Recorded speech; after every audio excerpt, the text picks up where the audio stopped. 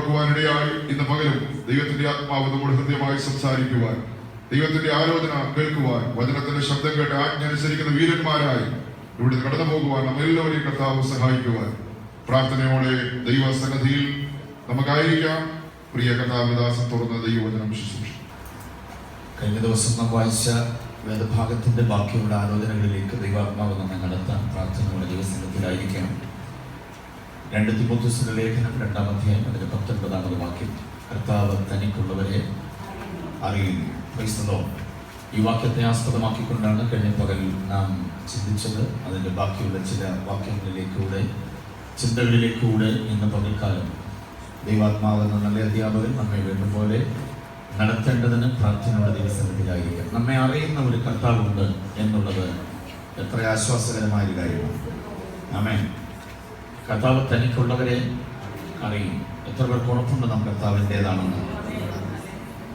ആ ഉറപ്പുണ്ടെങ്കിൽ ആകുലതകളില്ലാതെ, ആശങ്കകളില്ലാതെ നമ്മുടെ വിശ്വാസ ജീവിതം ദൃഢമായി മുൻപോട്ട് പോകാൻ കഴിയണം. കാരണം നമ്മെ അറിയുന്ന ഒരു കർത്താവ് നമുക്കുണ്ട്. ഇന്നലെ പകൽ നാം ചിന്തിച്ചത് 139-ാം സങ്കീർത്തനം 1 മുതൽ 4 വരെയുള്ള വാക്യങ്ങളെ ആസ്പദമാക്കിക്കൊണ്ട് നമ്മുടെ ജീവിതത്തിൻ്റെ നടപടിക്രമങ്ങൾ, കർമ്മപദങ്ങൾ കർത്താവ് അറിയുന്നു എന്നതാണ്. നാം ഇരിക്കുന്നതും എഴുന്നേൽക്കുന്നതും, നമ്മുടെ നിരൂപണം, നമ്മുടെ വായിലെ വാക്കുകൾ എല്ലാം കർത്താവ് നന്നായി അറിയുന്നു. അതുകൊണ്ട് തന്നെ നമ്മുടെ ജീവിതത്തിൻ്റെ സമസ്ത ചലനങ്ങളും കർത്താവിൻ്റെ ദൃഷ്ടിയുടെ മുൻപിലാണ് എന്നുള്ളത് നാം തിരിച്ചറിഞ്ഞുകൊണ്ട് ജീവിക്കുവാനുള്ള ആലോചനകളായിരുന്നു കഴിഞ്ഞ പകൽ നമുക്ക് ലഭിക്കപ്പെടാനിടയായി.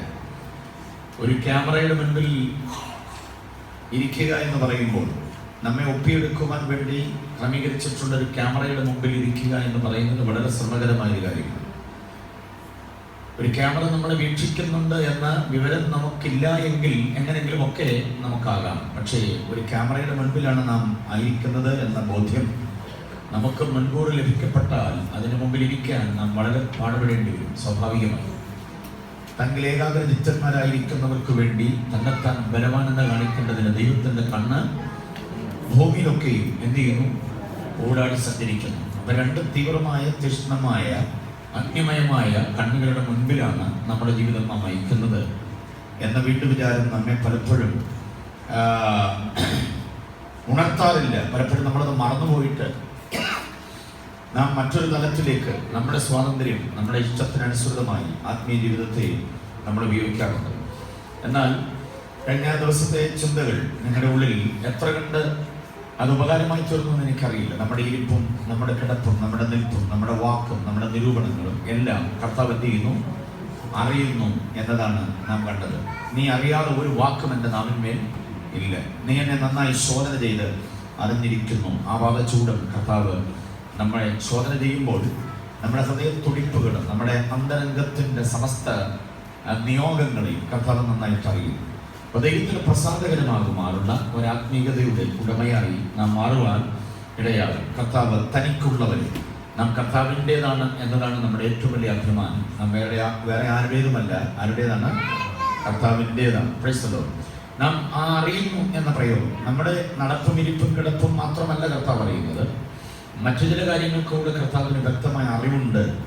എന്നെ നന്നായി ദൈവം ശോധന ചെയ്യുന്നു എന്ന് പറയുമ്പോൾ എന്നിലെ പാകപ്പിഴകൾ അറിയാൻ വേണ്ടി മാത്രമേ ദൈവം ശ്രമിക്കുന്നുണ്ടോ എന്ന് ചിന്തിക്കേണ്ടതില്ല. നമ്മെ അറിയുന്ന കർത്താവിൻ്റെ ആ അറിവുകളുടെ കൂട്ടത്തിൽ പരമപ്രധാനമായ ചിലത് കൂടിയുണ്ട്. വായിക്കാൻ പുറപ്പാട് പുസ്തകം 3-ാം അധ്യായം അതിൻ്റെ 8-ാമത് വാക്യം. പുറപ്പാട് പുസ്തകം 3-ാം അധ്യായം അതിൻ്റെ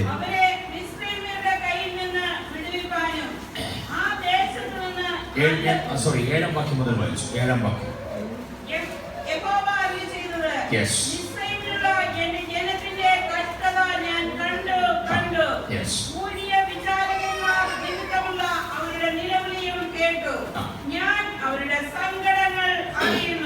ഞാൻ അവരുടെ സങ്കടങ്ങൾ അറിയുന്നു.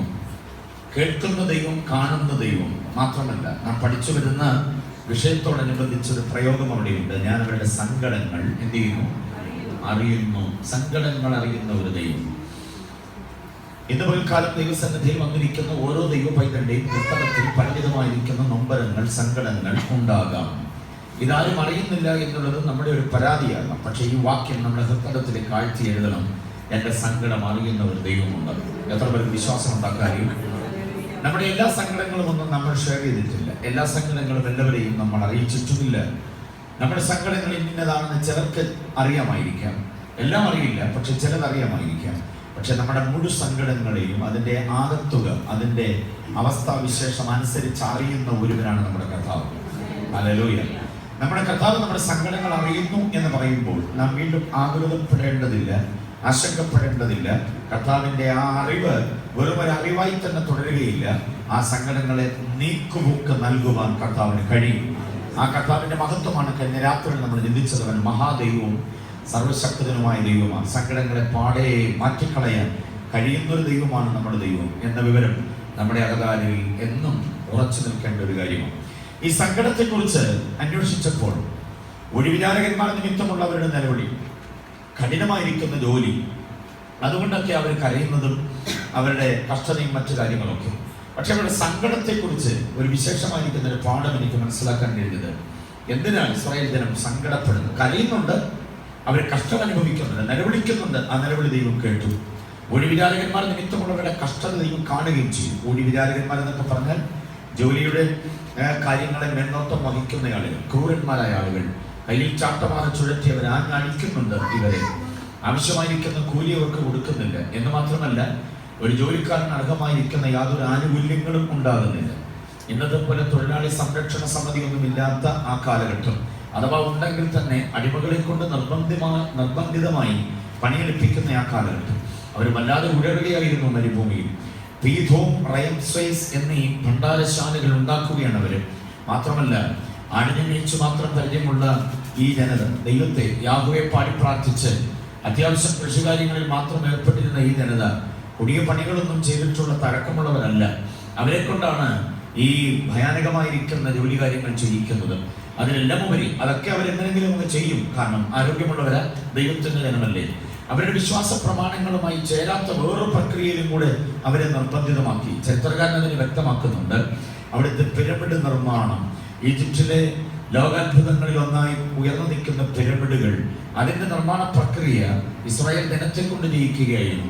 ശവവും അതുമായിട്ട് ബന്ധപ്പെട്ടതായിരിക്കുന്ന കാര്യങ്ങളുമായി അടുക്കുവാൻ അവരുടെ പ്രമാണം അവരെ അനുവദിക്കുന്നതല്ല. ശവത്തോടകന്ന് നിൽക്കണം, ശവം തൊടാൻ പാടില്ല. വേണ്ടപ്പെട്ടവരുടേതാണ് ആണെങ്കിൽ മാത്രമേ അതിന് നിയമം അനുവദിക്കുന്നുള്ളൂ. അല്ലാത്തവരുടെ, അവരുടെ ജാതിയിൽപ്പെടാത്ത, അവരുമായി ബന്ധമില്ലാത്ത അന്യരുടെ ഡെഡ് ബോഡിയുമായി അവർക്ക് അടുക്കാൻ പാടില്ല. ശവം തൊട്ടവൻ അശുദ്ധനാണ്, അവൻ പാളയത്തിന് പുറത്തു പോകണം, വീട്ടിൽ കയറാൻ പാടില്ല. അങ്ങനെയൊക്കെ അലംഘനീയ പ്രമാണങ്ങളുള്ളവരാണ് യഹൂദ ജനത. പക്ഷേ ഇവിടെ ഫറവോ കുടുംബത്തിൽപ്പെട്ടവരുടെ മൃതശരീരങ്ങളെ എന്നും സൂക്ഷിച്ചു വെക്കേണ്ടതിന് വേണ്ടിയുള്ള പിരമിഡിന്റെ നിർമ്മാണങ്ങളിലും ഇവർ നിർബന്ധിതമായി ഏർപ്പെടേണ്ടി വന്നു. അതുകൊണ്ട് അവരുടെ വിശുദ്ധ പ്രമാണങ്ങൾക്ക് വിരുദ്ധമായിട്ടും കൂടെ അവര് കർമ്മപരിപാടിയിൽ ഏർപ്പെടേണ്ടി വന്നിരുന്നു, ജോലി കാര്യങ്ങളിൽ ഏർപ്പെടേണ്ടി വന്നിരുന്നു. അതവരെ വല്ലാതെ വിഷമിപ്പിച്ചു. സങ്കടത്തിന്റെ ഒരു പ്രധാന കാരണം അതാണ്. ഇനി നിയമം തെറ്റിച്ച്, പ്രമാണം തെറ്റിച്ച് ജോലി ചെയ്യേണ്ടി വരുന്നല്ലോ എന്ന് ആ ഒരു വ്യഥ അവരെ വല്ലാതെ അലട്ടിയിരുന്നു. രണ്ടാമത് അവരുടെ സങ്കടത്തിന്റെ മറ്റൊരു കാരണം എന്താണെന്നറിയാമോ? അതാണ് പ്രധാനമായി നാം ഓർത്തിരിക്കേണ്ട ഒരു സങ്കടം. പ്രമാണം മറന്നുകൊണ്ടുള്ള ജോലി ഒരു പ്രധാന കാര്യമാണെങ്കിൽ കൂടെ അവരെ ഏറ്റവും അധികം സങ്കടപ്പെടുത്തിയ ഒരു കാര്യം, ഈ ഗോശൻ ദേശത്തുള്ള ഇസ്രായേൽ ജനത മുഴുവനും കൂടെ ഒരുമിച്ച് നിന്നാൽ മിസ്രൈമിനോട് ഒരു യുദ്ധം ചെയ്താൽ ഇവർ തന്നെ ജയിക്കുകയുള്ളൂ. കാരണം കരുത്തന്മാരാണിവർ, യുദ്ധം പാടവമുള്ളവരാണിവർ, യഹോവയാണ് അവരുടെ യുദ്ധങ്ങൾ ചെയ്യുന്നത് എന്നവർക്ക് നല്ല ബോധമുണ്ട്. അപ്പോൾ ഒരു യുദ്ധത്തിന് ഇവർ മുതിർന്നാൽ ഇവർ തന്നെ ജയിക്കുമെന്നറിയാം അവർക്ക്. പക്ഷെ യുദ്ധം ചെയ്യാൻ അവർക്ക് താല്പര്യമുണ്ടെങ്കിൽ കൂടെ ആമിതമായിരിക്കുന്ന ഒരു നടപടി ഇവരെടുക്കാതിരിക്കാനും ഒരു ആഭ്യന്തര കലാപമുണ്ടാക്കി മിസ്രൈമിന്റെ അധികാരം പിടിച്ചെടുക്കാതിരിക്കാനുമായിട്ട് കൊടിയ മന്ത്രവാദത്തിലൂടെ ഇവരുടെ പ്രതികരണ ശേഷിയെ പിടിച്ച് കെട്ടിവെച്ചിരിക്കുന്നു മിസ്രൈമ്യർ. അത് പഠിച്ചപ്പോഴാണ് എനിക്ക് അത്ഭുതം തോന്നിയത്. പ്രതികരിക്കുവാൻ യാതൊരു ശേഷിയുമില്ല. ഇവരെക്കാൾ കരുത്ത് കുറഞ്ഞവരാണ് മിസ്രൈമ്യർ. പക്ഷേ ആ മിസ്രൈമ്യർ ഇവരെ മർദ്ദിക്കുമ്പോൾ, ഇവരെ പീഡിപ്പിക്കുമ്പോൾ യാതൊന്നും ചെറുത്തു പറയുവാൻ നിർവാഹമില്ലാതെ, എതിർത്തു പറയുവാനോ എതിർത്തു നിൽക്കുവാനോ താല്പര്യമുണ്ടെങ്കിലും നിർവാഹമില്ലാതെ അവരെ വല്ലാതെ കെട്ടിമുറുക്കി വെച്ചിരിക്കുന്നു. അത് കൊടിയ മന്ത്രവാദം കൊണ്ട് തന്നെയാണ്. അപ്പൊ മന്ത്രവാദത്താൽ ഒടുക്കപ്പെട്ടു പോയതായിരിക്കുന്ന ഈ ജനതയുടെ അകതാരിൽ ഒരു നൊമ്പരം. ദൈവമേ, പ്രതികരിക്കാൻ കഴിയുന്നില്ലല്ലോ, ഞങ്ങൾക്ക് പ്രതികരിക്കാൻ കഴിയുന്നില്ലല്ലോ വേണ്ടും പോലെ. ഇത് തന്നെയാണ് യഥാർത്ഥത്തിൽ നമ്മുടെയും ഒക്കെ ജീവിതത്തിന്റെ അവസ്ഥാതലങ്ങളെ നാം ശ്രദ്ധിച്ചു നോക്കിയാൽ മനസ്സിലാക്കാൻ കഴിയുന്നത്. അനുഗ്രഹം എന്നെ ഭാവിക്കേണ്ടതായിരുന്നു, നന്മകൾ എന്നെ നേടേണ്ടതായിരുന്നു, ആഗ്രഹിച്ചതായിരിക്കുന്ന തലത്തിലേക്ക് എത്തപ്പെടേണ്ടതായിരുന്നു. പക്ഷേ അവിടെ എത്താതിരിക്കേണ്ടതിന് വേണ്ടി ഒരു വല്ലാത്ത വ്യാപാര ശക്തി കൊണ്ട് ബന്ധിച്ചിരിക്കുന്ന ചില പോരുകൾ കുടുംബപരമായിട്ടോ വ്യക്തിപരമായിട്ടോ ഒക്കെ ഉണ്ടാകാം. ആ കെട്ട് പൊട്ടിക്കാത്തടത്തോളം കാലം നമ്മുടെ ആ സങ്കടം, ഉള്ളിലെ സങ്കടം മാറാതെ ഇരിക്കും. എന്നാൽ അത് പൊട്ടിക്കാൻ കരുത്തുള്ള ഒരുവനാണ് പറയുന്നത്, ഞാൻ ഇറങ്ങി വന്നിരിക്കുന്നു. Price the Lord.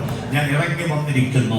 പ്രമാണ ലംഘനത്തിലൂടെ ഇവരെ ജോലി ചെയ്യണം എന്നുള്ളത് നിർബന്ധമാണ്. അപ്പോൾ തന്നെ ഇവർക്ക് പ്രതികരിക്കുവാൻ ആഗ്രഹമുണ്ടെങ്കിലും അതിന് ശേഷിയില്ലാതെ അവരെ പിടിച്ച് ഒതുക്കി വെച്ചിരിക്കുന്ന ആ അവസ്ഥ, അത് വളരെ ദയനീയമായ ഒരു കാര്യമാണ്.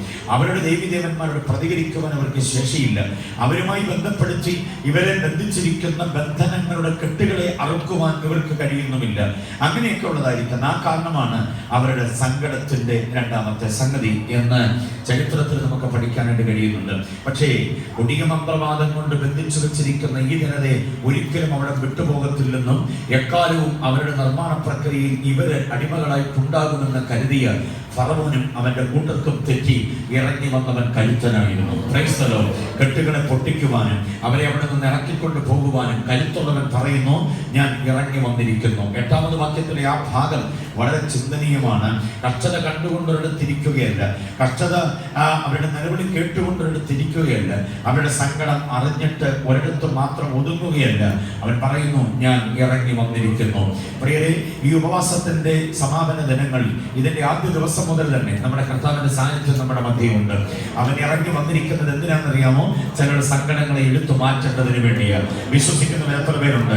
കാലങ്ങളായി നിന്റെ കണ്ണ് നനയിക്കുന്ന, കാലങ്ങളായി നിന്റെ കവിൾത്തലങ്ങളിലൂടെ ഒരു കണ്ണിൽ ചാലിനെ ഒഴുക്കുന്ന, കാലങ്ങളായി അകത്തളങ്ങൾ വല്ലാതെ വിങ്ങി വിറയ്ക്കുന്ന, ഓർക്കുമ്പോൾ ഭയപ്പെട്ടു പോകുന്ന, എങ്ങനെ എനിക്കത് അതിജീവിക്കാൻ കഴിയുമെന്ന് അറിയാതെ വല്ലാതെ ഭയരഹിതമായി പോകുന്ന ചില സങ്കടങ്ങളുടെ കെട്ടുപൊട്ടിച്ച് അതിന്റെ വേര് പിഴുതു കളഞ്ഞ് സന്തോഷചിത്തമാക്കേണ്ടതിന് വേണ്ടിയാണ് കർത്താവ് ഇറങ്ങി വന്നിരിക്കുന്നത്.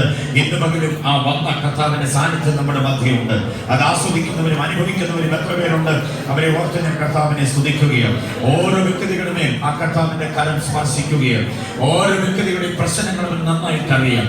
നാം ചക്കുപൊട്ടി ഉരുണ്ട് കിടന്ന് പറഞ്ഞില്ലെങ്കിൽ കൂടെ, നമ്മൾ എത്ര നിലവിളിയോടെ പറഞ്ഞില്ലെങ്കിൽ കൂടെ നമ്മുടെ സങ്കടങ്ങളെ അവന് നന്നായിട്ട് അറിയാം.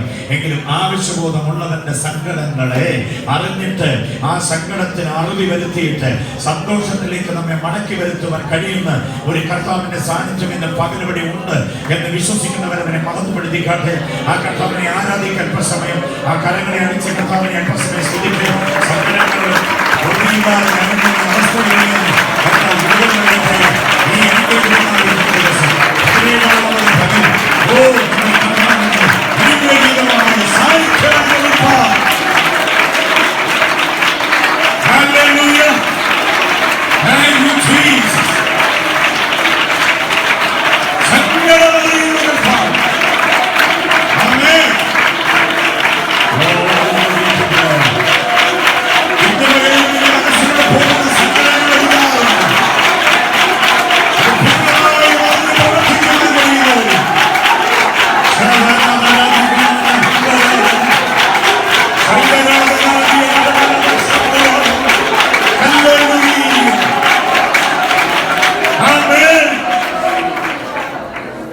നമ്മുടെ സങ്കടങ്ങളെ കുറിച്ച് വേറെ ആർക്കും അത്ര ഉത്തരവാദിത്വം ഉണ്ടാകണമെന്നില്ല.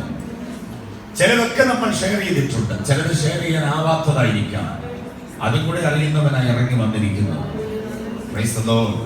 വന്ന് കണ്ടിട്ട് പോകാൻ വേണ്ടി മാത്രമല്ല, ഹോസ്പിറ്റലിലായിരിക്കുന്ന രോഗിയെ കാണാൻ ആളുകൾ വരാറുണ്ട്, എന്തെങ്കിലുമൊക്കെ വാങ്ങിയിട്ട് വരാറുണ്ട്.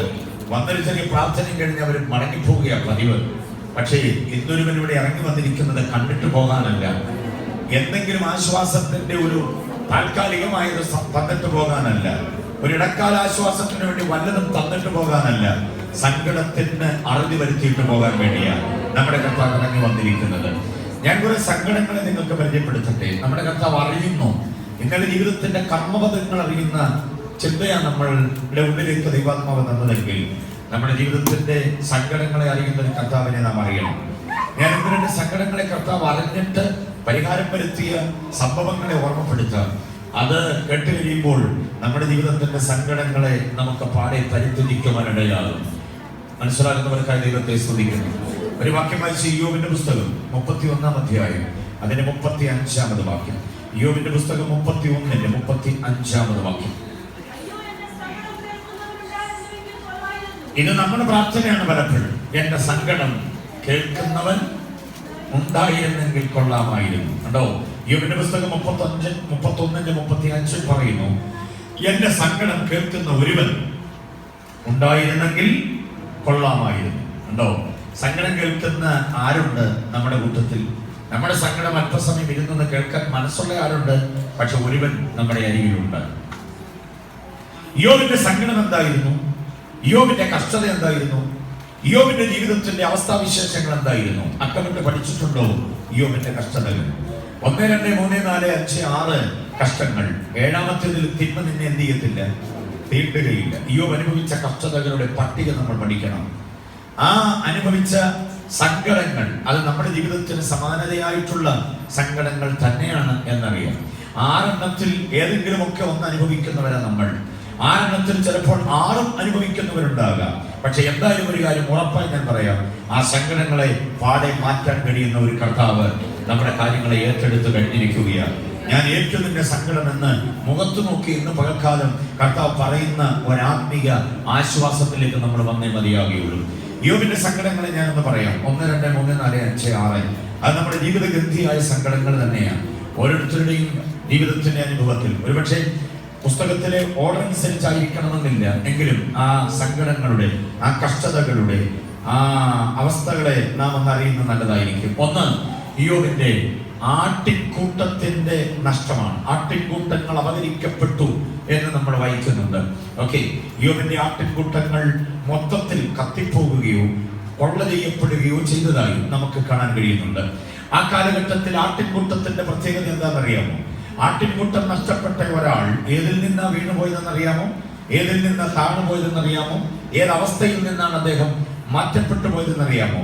ഒരു ധനവാൻ എന്ന് കാണിക്കണമെങ്കിൽ ധനവാന്റെ ഐഡന്റിറ്റിയാണ് അവന്റെ ആട്ടിൻ പറ്റങ്ങളുടെ പെരുപ്പം. മനസ്സിലാകുന്നുണ്ടോ? ഒരാളുള്ളവൻ ആരാന്നാ പറയുന്നത്? ഒരാടോ 1, 2 ആടോ ഒക്കെ ഉള്ളവൻ ദരിദ്രനാണ്. പക്ഷേ ആട്ടിൻ പറ്റമുള്ളവൻ ആരാ? ധനവാൻ. അപ്പൊ ഇയ്യോബിന്റെ ധനവാൻ എന്നുള്ളതിന്റെ ഐഡന്റിറ്റി കാർഡാണ് ഏത്? അവന്റെ ആട്ടിൻ പറ്റം. ഉണ്ടോ? ഒരു മേച്ചിൽപ്പുറം മുഴുവനും നിരന്നു കിടക്കുന്ന ആട്ടിൻ പറ്റത്തിന്റെ ആ കൂട്ടം കാണുമ്പോൾ ഓർത്തോണം, ഇത് ഏതോ ഒരു ധനവാന്റേതാണ്. ആ ധനവാന്റെ ആസ്തി വെളിപ്പെടുത്തുന്ന ഒന്നാണ് ആട്ടിൻകൂട്ടം. ഈ ആട്ടിൻകൂട്ടം മൊത്തത്തിൽ നഷ്ടപ്പെടുമ്പോൾ ഇയ്യോബിന്റെ ധനസ്ഥിതിയിൽ നിന്നുള്ള ദയനീയമായ വീഴ്ചയാണ് നമുക്ക് കാണാൻ കഴിയുന്നത്. മനസ്സിലാകുന്നുണ്ടോ? പലപ്പോഴും നമ്മുടെ ധനസ്ഥിതിയുടെ അവസ്ഥയെ, നമ്മുടെ ധനസ്ഥിതിയുടെ സാഹചര്യത്തെ മൊത്തത്തിൽ തകർത്ത് കളയുവാൻ സാധാരണ ചില തന്ത്രങ്ങൾ ഉണ്ടാകാം. സമാഹരിച്ചു വെച്ചിരിക്കുന്ന, സ്വരൂപിച്ചു വെച്ചിരിക്കുന്നതായിരിക്കുന്ന ധനസ്ഥിതി ഒരു ചില്ലി പോലും ബാക്കിയില്ലാത്ത വിധം മൊത്തത്തിൽ അപഹരിച്ചു കൊണ്ടുപോകാൻ സാത്താൻ പരിശ്രമിക്കുന്ന ചില തന്ത്രങ്ങൾ ഉണ്ടാകും. നമ്മൾ ഒരിക്കലും പ്രതീക്ഷിക്കാത്ത നിലയിലേക്ക് ചില ചിലവുകൾ വന്നിട്ട് ഇനി ആരോടെങ്കിലും കടം വാങ്ങേണ്ട സ്ഥിതിയിലേക്ക് ചില ധനാഢ്യന്മാർ വന്നിട്ട് എല്ലാം നഷ്ടപ്പെട്ട് ഒന്നുമില്ലാത്തവരായി മാറിയിട്ടുണ്ട്. ധനത്തിന്റെ മേലുള്ള സാധാന്യമായിരിക്കുന്ന ഒരു വലിയ തന്ത്രമാണ് ഇയ്യോബ് അതാണ് അനുഭവിക്കുന്നത്. ദൈവം അനുവദിച്ചിട്ടാണത് എന്ന് നമുക്കറിയാം. പക്ഷേ ഇയ്യോബിന്റെ ധനസ്ഥിതിയിൽ നിന്നുള്ള വീഴ്ച ഭയാനകമായിരുന്നു. ഒന്നുമില്ലാത്ത വിധം അവൻ എല്ലാം നഷ്ടപ്പെട്ടവനായി മാറുക. അതിലൊന്നാമത്തേതാണ് ആട്ടിൻപറ്റങ്ങളുടെ നഷ്ടം. ഇനി രണ്ടാമത്തെ സംഗതി എന്താണെന്നറിയാമോ? ഒട്ടകക്കൂട്ടങ്ങൾ അപഹരിക്കപ്പെട്ടു പോയി. കൽദായർ 10 കൂട്ടമായി വന്ന് അവന്റെ ഒട്ടകങ്ങളെ മുഴുവനും അപഹരിച്ചു കൊണ്ടുപോയി. ഒട്ടകങ്ങൾ ആടെന്നൊക്കെ പറയുമ്പോൾ അതിന്റെ പിന്നിലെ ആ ചരിത്ര വസ്തുത നമ്മൾ അറിയാതെ പോകരുത്. ഒട്ടകക്കൂട്ടങ്ങൾ നഷ്ടപ്പെട്ടു എന്ന് പറഞ്ഞാൽ എന്തോ നഷ്ടപ്പെട്ടെന്ന് അതിന്റെ അർത്ഥമെന്നറിയാമോ? അവന്റെ വ്യവസായം, ബിസിനസ് പൂട്ടിക്കെട്ടി എന്നതിന്റെ അർത്ഥം. കാരണം എന്താണെന്നറിയാമോ? അന്നുണ്ടായിരുന്നതായിരിക്കുന്ന നീണ്ടുപരന്ന് കിടക്കുന്ന ഭൂമികയിലെ സകല വിളവുകളും, സകല നാണ്യവിളകളും, തോട്ടവിളകളും മറ്റുമെല്ലാം ഒരുമിച്ച് തനിക്ക് തന്നെ ഉപയോഗിക്കാനുള്ളതല്ല, വിപണിയിൽ കൊണ്ടുവന്ന് വിലപേശി വിൽക്കാനുള്ളതാണ്. അതാണ് അവന്റെ ധനത്തിന്റെ വേറെ സോഴ്സ് എന്ന് പറയുന്നത്. ഇവിടെ ഒട്ടകക്കൂട്ടങ്ങൾ ഇല്ലാതെയായി പോയാൽ ഇത് വഹിച്ചുകൊണ്ട് പോകാൻ പിന്നെന്താ സംവിധാനം? ടിപ്പർ ലോറിയോ ഗുഡ്സ് വാഹനങ്ങളൊന്നും വന്നില്ല. ഒട്ടകമാണ് മരുഭൂമിയിലെ കപ്പൽ. ഈ ഒട്ടകം വലിക്കുന്ന വാഹനത്തിലോ ഒട്ടകപ്പുറത്തേക്കോ ആണ് ഇത് കൊണ്ടുപോവുക. ഒട്ടകങ്ങൾ നഷ്ടപ്പെട്ടാൽ ഇതെല്ലാം കൂടെ കുമിഞ്ഞുകൂടി മുറ്റത്ത് കിടക്കുകയുള്ളൂ. ചരക്ക് നീക്കമുണ്ടാകില്ല. ഒട്ടകക്കൂട്ടം നഷ്ടപ്പെട്ടത് അവന്റെ വ്യവസായത്തെയാണ് ബാധിക്കുന്നത്. ജീവിക്കുവാൻ വേണ്ടി ഒരു ഉപാധി എന്ന നിലയിൽ ഒരു ബിസിനസ് തുടങ്ങിയാൽ നന്നായിട്ട് അത് അങ്ങോട്ട് നടത്തിക്കൊണ്ടുപോകും. 1 മാസം 2 മാസം കഴിയുമ്പോൾ അതിന് ഷട്ടർ ഇടേണ്ടി വരുന്നത് മറ്റൊരു പോരാട്ടമാണ്. മനസ്സിലായോ? ഇൻവെസ്റ്റ് ചെയ്ത പണത്തിൽ നിന്ന് ഭയങ്കരമായിരിക്കുന്ന നഷ്ടം വരുത്തിക്കൊണ്ട് കച്ചവടം പൂട്ടി കെട്ടേണ്ടി വരുന്ന അനുഭവങ്ങളുണ്ട്. സാത്താന്റെ മറ്റൊരു തന്ത്രമാണിത്. ധനസ്ഥിതിയിൽ നിന്ന് വീണുപോകുക. 2, വ്യാവസായികമായിരിക്കുന്ന തലം. നമ്മുടെ കച്ചവടം, നമ്മുടെ ബിസിനസ് സംബന്ധമായ ഏർപ്പാടുകൾ ഇല്ലാതെയായി പോകുക. കേട്ടോ, സാത്താൻ ഇയ്യോബിനെ തകർക്കുന്ന ഓരോരോ തകർച്ചയുടെ ഘട്ടങ്ങൾ നമ്മൾ തിരിച്ചറിയണം. അടുത്ത 3ാമത്തെ ഘട്ടമാണ് മറ്റൊരു പ്രത്യേകത. ഏതാണെന്നറിയാമോ? കാളകളും കഴുതകളും ഒരേപോലെ നഷ്ടപ്പെട്ടു പോവുകയാണ്. കാളയും കഴുതയും നഷ്ടപ്പെട്ടാൽ എന്തോ നഷ്ടപ്പെട്ടെന്നാണെന്നറിയാമോ? കാള എന്തിനാ? കലപ്പ് വലിക്കേണ്ടതിന്. കഴുത എന്തിനാ? കാർഷിക മേഖലയിലേക്ക് വിത്ത് ചുമന്നുകൊണ്ട് പോകുക, വളം ചുമന്നുകൊണ്ട് പോകുക, മറ്റു ചില കാര്യങ്ങൾ. ചുരുക്കി പറഞ്ഞാൽ കാർഷിക മേഖലയുടെ തകർച്ചയാണ് ഇയ്യോബ് അനുഭവിക്കുന്ന 3ാമത്തെ പ്രതിസന്ധി. ഉണ്ടോ? കാർഷിക മേഖല തകർന്നു. ഇനിയിപ്പോ ഇതിനകത്ത് വിളവുണ്ടാകില്ല. ഇനി ഇതിനകത്ത് ഒരു നന്മയും ഉണ്ടാകില്ല. അതാണ് നമുക്ക് കാണാൻ കഴിയുന്നത്. അപ്പൊ ഒന്നാമത് ഏത് മേഖലയാ പോയെ? ധനസ്ഥിതിയാണ്. 2ാമത് ഏത് മേഖലയാ? വ്യവസായം, അതായത് കച്ചവടം പൂട്ടിക്കെട്ടി. 3ാമത്തേതാണ് ഇങ്ങനെ ഓരോ ഘട്ടങ്ങളെ കാർഷിക മേഖല തകർത്തു. ഓരോ ഘട്ടങ്ങളെ പിശാച് തകർക്കുകയാണ്. ഓരോ ഘട്ടങ്ങളും തകർന്നു പോകുമ്പോൾ ഉള്ളിൽ നൊമ്പരമുണ്ടെങ്കിലും മുറുകെ പിടിക്കുന്ന വിശ്വാസത്തിന്റെ ആധാരത്തെ. മനസ്സിലാകുന്നുണ്ടോ? ഇതൊന്നുമല്ല എന്റെ വിശ്വാസത്തിന് ആധാരം, ഇതൊന്നുമല്ല ഞാനും ദൈവവും തമ്മിലുള്ള ബന്ധമെന്ന് ഇയ്യോബ് ഓരോ ഘട്ടങ്ങളിലും തെളിയിക്കുന്നുണ്ട്. പക്ഷെ സാത്താൻ അടങ്ങിയിരിക്കുന്നില്ല. എവിടെയെങ്കിലും കൊണ്ടുവന്ന് ഇവൻ ദൈവത്തെ തള്ളിപ്പറയുമെന്ന നിലയിൽ തന്നെ അടുത്ത മേഖലയിലേക്ക് സാത്താൻ ദൃഷ്ടി പതിപ്പിക്കുകയാണ്. 3ാമത്തേത് എന്താണെന്നറിയാമോ? ഇതെല്ലാം നഷ്ടപ്പെട്ടു പോയാലും മക്കൾ പഠിച്ചു വരുന്നുണ്ട്. 10 മക്കളുണ്ട്. അവർ നാളെ പ്രബലരായാൽ ഈ നഷ്ടപ്പെട്ടത് മുഴുവനും തിരിച്ചു പിടിക്കുമെന്നുള്ളത് ഇയ്യോബിന്റെ ഉള്ളിലെ ഒരു ആശ്വാസമാണ്. 10 മക്കൾ ഒരുമിച്ച് വളർന്നു കയറി വന്നാൽ, ഒരുമിച്ച് പഠിച്ചു വന്നാൽ അവര് മിടുക്കര. 10 പേരും കൂടി ഒരുമിച്ച് നിന്നാൽ കാര്യങ്ങൾ മെച്ചമായി നടക്കും. ഇന്ന് നഷ്ടപ്പെട്ടതെല്ലാം അവർ തിരിച്ചു പിടിക്കുമെന്ന് ഇയ്യോബ് ആഗ്രഹിച്ചിരുന്നു. പക്ഷേ കേൾക്കണോ? 4ാമത് ഇയ്യോബിന്റെ മേൽ ശത്രു നോട്ടപ്പെടുന്നത് ആ മക്കളെയാണ്. അവന്റെ മക്കളിൽ ഒന്നുപോലും മിച്ചമില്ലാതെ മുഴുവൻ ആ തലമുറയെയും സാത്താൻ നശിപ്പിക്കുകയാണ്. കണ്ടിട്ടുണ്ടോ നിങ്ങൾ? ആ ഭാഗം വായിച്ചിട്ടുണ്ടോ? എത്ര ദയനീയമായ ഒരു കാര്യമാണ്. ഒരു വീടിന്റെ മുറ്റത്ത് 10 മക്കളുടെ കുഴിമാനം കാണേണ്ടി വരുന്ന ഒരു അപ്പന്റെയും അമ്മയുടെയും മാനസികാവസ്ഥ നിങ്ങൾ ചിന്തിച്ചു നോക്കുകയും എത്ര ദയനീയമായിരിക്കും. ഏറ്റവും ഇളയ കുഞ്ഞു മുതൽ മൂത്ത കുഞ്ഞു മുതൽ ഏറ്റവും ഇളയ കുഞ്ഞു വരെ, കൊഞ്ചിച്ചാടിച്ചും കൊതി തീർന്നിട്ടില്ലാത്ത കൊച്ചു കുഞ്ഞു വരെ 10 പേര് ഒറ്റയടിക്ക് തകർന്നു പോവുകയാണ്. സഹോദരന്റെ വീട്ടിൽ വിരുന്ന് കഴിച്ചുകൊണ്ടിരിക്കുമ്പോഴാണല്ലോ മേൽക്കൂര തകർന്നു വീണിട്ട് അവര് മൊത്തത്തിൽ ഇല്ലാതെയായി പോവുക. നോക്കുക, അത് അതിദാരുണമായ ഒരു അവസ്ഥയാണ്. അപ്പോൾ ഓരോ മേഖല തകർത്ത പിശാച് തലമുറയിൽ കൂടെ നശിപ്പിക്കുന്നു. സങ്കടം എങ്ങനെ ഉണ്ടാകാതിരിക്കും? സങ്കടം കടലായിട്ട് മാറുകയാണ്. ഒരു ചെറിയ ഉറവയായി തുറന്നതായിരിക്കാം ആദ്യം, ഒരു പുഴയായിട്ട് അത് ഒഴുകുന്നുണ്ടാകാം. 10 തലമുറയും കൂടെ നഷ്ടപ്പെട്ടു പോയപ്പോൾ ആ സങ്കടം ഒരു കടലായി മാറുകയാണ്. തീരുന്നില്ല. അവിടെയും ഇയ്യോബ് ഒരു വാക്ക് പോലും ദൈവത്തിന് വിരോധമായി പറയുന്നില്ല. കണ്ടില്ലേ? അവിടെയും അവന്റെ പ്രത്യാശ അകത്ത് പിടിച്ചു വെച്ചുകൊണ്ട് ദൈവത്തിന്റെ മുഖത്തേക്ക് നോക്കി അവൻ സങ്കടം ഉള്ളിലുണ്ടെങ്കിലും ദൈവത്തിന് വിരോധമായി ഒരു വാചകവും പറയാതെ ഇയ്യോബ് പ്രബലമായി നിൽക്കുന്നത് നമുക്ക് കാണാൻ കഴിയുന്ന ഒരു കാര്യമാണ്. 5ാമത് വീണ്ടും നമുക്ക് കാണാൻ കഴിയുന്നുണ്ട്. എന്താ ഇയ്യോബിന്റെ മേലുള്ള പ്രശ്നമെന്നറിയാമോ? ഇത്രയും സങ്കടം അനുഭവിച്ചുകൊണ്ടിരിക്കുന്നവൻ 2 പേരിനും ബാക്കിയുണ്ട്. അവനും അവന്റെ ഭാര്യയും. ഓക്കെ, 2 പേരല്ലേ ഉള്ളൂ. അവരുടെ കാര്യം കൂടെ കഴിച്ചാൽ മതിയല്ലോ. എന്റെ കാര്യം, ഞങ്ങൾ 2 വയറ് കഴിഞ്ഞാൽ മതിയല്ലോ. എനിക്ക് ആരോഗ്യമുണ്ട്, ഞാൻ അധ്വാനിക്കും, പറമ്പാലും കൊണ്ടുപോയിട്ടില്ല. അത്യാവശ്യം 2 വയറ് കഴിയാനുള്ളത് എനിക്ക് അധ്വാനിക്കാൻ കഴിയുമെന്ന് ആ പാപം സാത്വികൻ ചിന്തിച്ചു പോയിട്ടുണ്ടെങ്കിൽ സാത്താൻ അവിടെ കൊണ്ട് അവന്റെ പോരാട്ടം ആരംഭിക്കുന്നു. ഉച്ച മുതൽ ഉള്ളങ്കാല് വരെ അവനെ പരിക്കളാൽ ബാധിക്കുന്നു. ഇതേത് മേഖലയാ? അവന്റെ കായിക മേഖലയാണ്. മനസ്സിലായോ? ആരോഗ്യതലമാണ്. കണ്ടോ?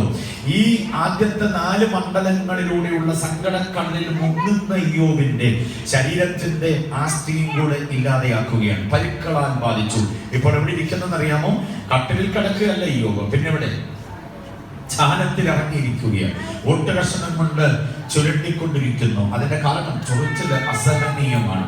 കരിക്കുഷ്ഠം എന്നാണ് വേദപണ്ഡിതങ്ങൾ അതിനെ വിളിക്കുന്നത്. കരിക്കുഷ്ഠം അത് ഭയാനകമായ ഒരു രോഗമാണ്. രോഗി പെട്ടെന്ന് മരിക്കുകയില്ല. രോഗി മരിക്കുന്നത് ശുശ്രൂഷിക്കാൻ ആളില്ലാത്തത് കൊണ്ടും സമയത്ത് ഭക്ഷണം കിട്ടാത്തത് കൊണ്ടും വെള്ളം കിട്ടാത്തത് കൊണ്ടും ഒക്കെയാണ്. എന്താ സമയത്ത് ഭക്ഷണം വെള്ളം കിട്ടാതെ വരുന്നതെന്നറിയാമോ? അതിഭയങ്കരമായ ദുർഗന്ധമാണ് ഈ രോഗിക്ക്. ഈ കരിക്കുഷ്ഠം വന്ന് പെട്ടുകഴിഞ്ഞാൽ ഇത് ശരീരമാസകലം ബാധിക്കും. പെട്ടെന്ന് ഭയങ്കരമായ വ്രണമായിട്ട് മാറും. ശരീരത്തിന്റെ ത്വക്ക് അടർന്ന് പൊളിഞ്ഞ് ജീർണിച്ചു പോകും. ആകപ്പാടെ ഒരു മാംസബന്ധമായി മാറും. ഈ ദുർഗന്ധം ഭയങ്കരമായിട്ടൊക്കെ പെരുകും. ദുർഗന്ധം പെരുകിക്കഴിഞ്ഞാൽ കാറ്റ് ദുർഗന്ധം കൊണ്ടുപോകുന്ന മേഖലയിലുള്ള മുഴുവൻ ഈച്ചകളും ഈ രോഗിയെ വന്ന് പൊതിയും. ഈ ഈച്ച വന്ന് പൊതിഞ്ഞാലുണ്ടല്ലോ, ആ വ്രണത്തിലേക്ക് വന്നിരിക്കുന്ന ഈച്ച അതിനകത്ത് പുഴുക്കൾ വിസർജിക്കും. ഈച്ചയുടെ ലാർവ പുഴുക്കൾ ഈ ശരീരം തിന്നു തീർക്കും. അപ്പോൾ വേണ്ടുന്ന പരിചരണം കൊടുത്തില്ലെങ്കിൽ ഭയങ്കരമായി ദാഹമുണ്ടാകും, ഭയങ്കരമായി ഭക്ഷണത്തോട് ആർത്തി ഉണ്ടാകും. പക്ഷേ ആരെങ്കിലും ഈ ദുർഗന്ധം സഹിച്ച് അടുത്തു വന്ന ഭക്ഷണം കൊടുത്തില്ലെങ്കിലും ആ രോഗിയുടെ സ്ഥിതി വല്ലാത്തൊരവസ്ഥയിലേക്ക് മാറും. അതുകൊണ്ട് ദുർഗന്ധം സഹിക്ക വയ്യാത്തത് കൊണ്ട് ആരും അടുക്കലേക്ക് വരില്ല. അതുകൊണ്ട് യോബ് പറയുന്നുണ്ട്, പുസ്തകം വായിച്ചുള്ളവർക്കറിയാം, പിള്ളേരെന്നോട് അകന്നു നിൽക്കുന്നു, ദാസിദാസന്മാർ എന്നിൽ നിന്ന് അകന്നു പോകുന്നു. കാരണം ഈ ദുർഗന്ധം സഹിക്ക വയ്യാത്തത് കൊണ്ട്. കറുത്ത തടയുള്ള വെളുത്ത ശരീരമുണ്ട്, ചെറിയ പുഴുക്കൾ, ശരീരമാകെ ആസകലം ഇങ്ങനെ അങ്ങോട്ട് വ്യാപിക്കപ്പെടാൻ ഇടയാകും. അത് ഈ മാംസത്തെ തിന്ന് തീർക്കും. അതാണ് ഈ രോഗിയുടെ പ്രത്യേകത. കണ്ണിന്റെ കാഴ്ച നഷ്ടപ്പെട്ടു പോകും. വല്ലാത്തൊരവസ്ഥയിലേക്ക് ഈ രോഗി മാറും. മനസ്സിലായില്ലേ? ആ ഒരു തലം രോഗിക്ക് അസഹനീയമാണ്, മറ്റുള്ളവർക്കും അത് അസഹനീയമാണ്. ഏതെങ്കിലും ഒരു വീട്ടിൽ ഈ രോഗി ഉണ്ടെങ്കിൽ ആ വീട്ടുകാർ പതി എന്ത് ചെയ്യുമെന്നറിയാമോ? ഈ രോഗിയെ അവിടെ ഉപേക്ഷിച്ചിട്ട് അവരങ്ങ് രക്ഷപ്പെടുകയുള്ളൂ. കാരണം ഇത് പകർച്ചയുടേതും കൂടെ ആകയാൽ ആ രോഗിയെ അവരുപേക്ഷിച്ചിട്ട് അങ്ങ് പോവുകയുള്ളൂ. നോക്കുക യോബിന്റെ അവസ്ഥാവിശേഷം. ഇറങ്ങിപ്പോകാൻ കഴിയില്ല.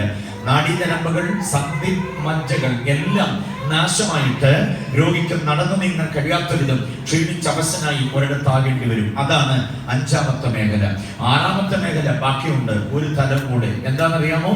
എന്തൊക്കെ നഷ്ടപ്പെട്ടു? ഇപ്പം ധനസ്ഥിതി നഷ്ടപ്പെട്ടു, പിന്നെ വ്യവസായം കൂട്ടിക്കെട്ടി, പിന്നെ കാർഷിക മേഖല പോയി, അടുത്തത് തലമുറയും നഷ്ടപ്പെട്ടു. അടുത്തത് എന്താ? ശാരീരികമായ ആരോഗ്യവും നഷ്ടപ്പെട്ടു. ഒറ്റ ഇരിപ്പ് ഈ ചാരത്തിലിരിക്കേണ്ടി വരുന്ന ഒരവസ്ഥ. ഒരു വല്ലാത്ത പ്രാകൃത രൂപമായി ഇയ്യോബ് അവിടെ കഴിയുകയാണ്. പിന്നെ ബാക്കിയുള്ള ഒരേ ഒരു തലമയുള്ളൂ, അത് ദാമ്പത്യ തലമാണ്. അറിയാമോ? അതും കൂടെ തകർന്ന ഒരു ഡയലോഗാണ് ഇയ്യോബിന്റെ ഭാര്യയിൽ നമ്മൾ കേൾക്കുന്നത്. അടുത്തിരിക്കേണ്ടവൾ, ആശ്വസിപ്പിക്കേണ്ടവൾ, താങ്ങേണ്ടവൾ, കരുതേണ്ടവൾ, വഹിക്കേണ്ടവൾ, സഹിക്കേണ്ടവൾ. കണ്ടോ? എന്തെങ്കിലുമൊക്കെ പറഞ്ഞ് വിഷമിക്കണ്ട എന്നൊക്കെ പറഞ്ഞ് ആശ്വസിപ്പിക്കേണ്ട ഏറ്റവും വലിയ ഘട്ടമാണിത്. ജീവിത പങ്കാളിയുടെ വിഷമസ്ഥിതിയിൽ അനാരോഗ്യത്തിന്റെ നേരത്താണ് പങ്കാളിയുടെ ആവശ്യകത ഉണ്ടാകുന്നത്. ആരോഗ്യത്തോടെ പൈസയിൽ കാശുള്ളപ്പം ഒരുമിച്ച് ഇങ്ങനെ സല്ലപിച്ച് സന്തോഷിച്ച് അതുവഴി ഇതുവഴി പോകുന്നതിൽ സന്തോഷം കണ്ടെത്താറുണ്ട്, ആമോദവും ആനന്ദവും അനുഭവിക്കാറുണ്ട്. പക്ഷേ ഒരാൾ തളർന്നുപോയാൽ കൂട്ടിരിപ്പുകാരനായി ഇരിക്കാൻ കഴിയുന്നതാണ് ദാമ്പത്യ ജീവിതത്തിന്റെ ഏറ്റവും വലിയ അടിത്തറ, ഏറ്റവും വലിയ സുഖം എന്ന് പറയുന്നത്. ഇവിടെ ഇവൻ ഒറ്റപ്പെടുകയാണ്. ഭാര്യ ഉണ്ടെങ്കിലും ആകേണ്ടി വരുന്ന ഒരവസ്ഥയിലേക്ക് വരുന്നു. അവളുടെ വാചകം കേട്ടോ, നീ മരിക്കുക എന്ന് പറയുമ്പോൾ ഞാൻ നിന്നോടൊപ്പം മരിക്കുന്നില്ല, ഒന്നിച്ച് ചാകാൻ, ഒരു കുഴിയിൽ ചാകാൻ വേണ്ടിയായിരുന്നു ദാമ്പത്യത്തിന്റെ തുടക്കം.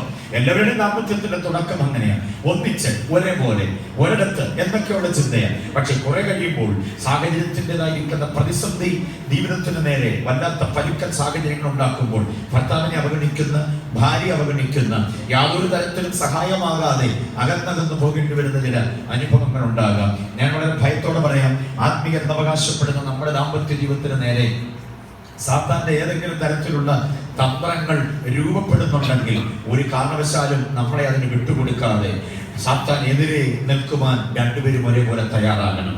ചിലപ്പോൾ ആവശ്യമില്ലാത്ത വാദപ്രതിവാദങ്ങളോ, ചിലപ്പോൾ ആവശ്യമില്ലാത്ത സംശയങ്ങളോ, ആവശ്യമില്ലാത്തതായിരിക്കുന്ന ചില വിമർശനങ്ങളോ, വിരോധങ്ങളോ, വിദ്വേഷങ്ങളോ, ചില വെറുപ്പുകളോ ഒക്കെ ഉണ്ടാകാം. അടിസ്ഥാനപരമായി അത് സാധാന്യമായിരിക്കുന്ന തന്ത്രമാണെന്ന് തിരിച്ചറിഞ്ഞുകൊണ്ട് അതിനെതിരെ പ്രതികരിക്കാൻ കഴിയുന്ന വ്യക്തികൾക്ക് മാത്രമേ ദാമ്പത്യ സൗഖ്യത്തെ നിലനിർത്തുവാൻ കഴിയുള്ളൂ.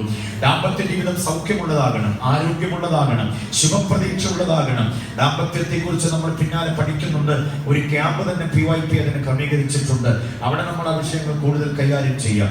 ഞാൻ എങ്കിലും ഈ വിഷയത്തോടുള്ള ബന്ധത്തിൽ ഓർമ്മപ്പെടുത്തുകയാണ്, ദൈവത്തിന്റെ ജീവിത പങ്കാളി വല്ലാത്തൊരവസ്ഥയിലേക്ക് എത്തപ്പെടുമ്പോൾ അവനെ ഉപേക്ഷിച്ച് പോകാൻ അവൾ തയ്യാറാകുകയാണ്. നീ മരിക്കുക, നിന്റെ ദൈവത്തെ നിന്ദിച്ചിട്ട് നീ മരിക്കുക എന്ന് പറയുമ്പോൾ നമുക്കൊരുമിച്ച് മരിക്കാമെന്നല്ല. എന്തായാലും ഈ സ്ഥിതിയിൽ നിന്ന് മോചനം ഉണ്ടാകുമെന്ന് തോന്നുന്നില്ല, അതുകൊണ്ട് എനിക്കും ജീവിക്കണ്ട, നമുക്കൊരുമിച്ച് മരിക്കാം എന്ന് പറഞ്ഞിരുന്നെങ്കിൽ അവളുടെ സ്നേഹം നമുക്ക് തിരിച്ചറിയാൻ കഴിയുമായിരുന്നു. പക്ഷെ ഇവൾ പറയുന്നത് നീ മരിക്കുക. ഇവിടെ യോബിന്റെ അവസ്ഥയിൽ യോബിന്റെ ഭാര്യ അങ്ങനെ പറയുമ്പോൾ എല്ലാ സ്ത്രീകളും അങ്ങനെയാണെന്ന് പറയാൻ നമുക്കാവില്ല. ഇനിയും സ്ത്രീയുടെ സാഹചര്യത്തിൽ പുരുഷന്മാര് ചിലർ അങ്ങനെ നിഷേധാത്മക നിലപാടെടുത്തേക്കാം.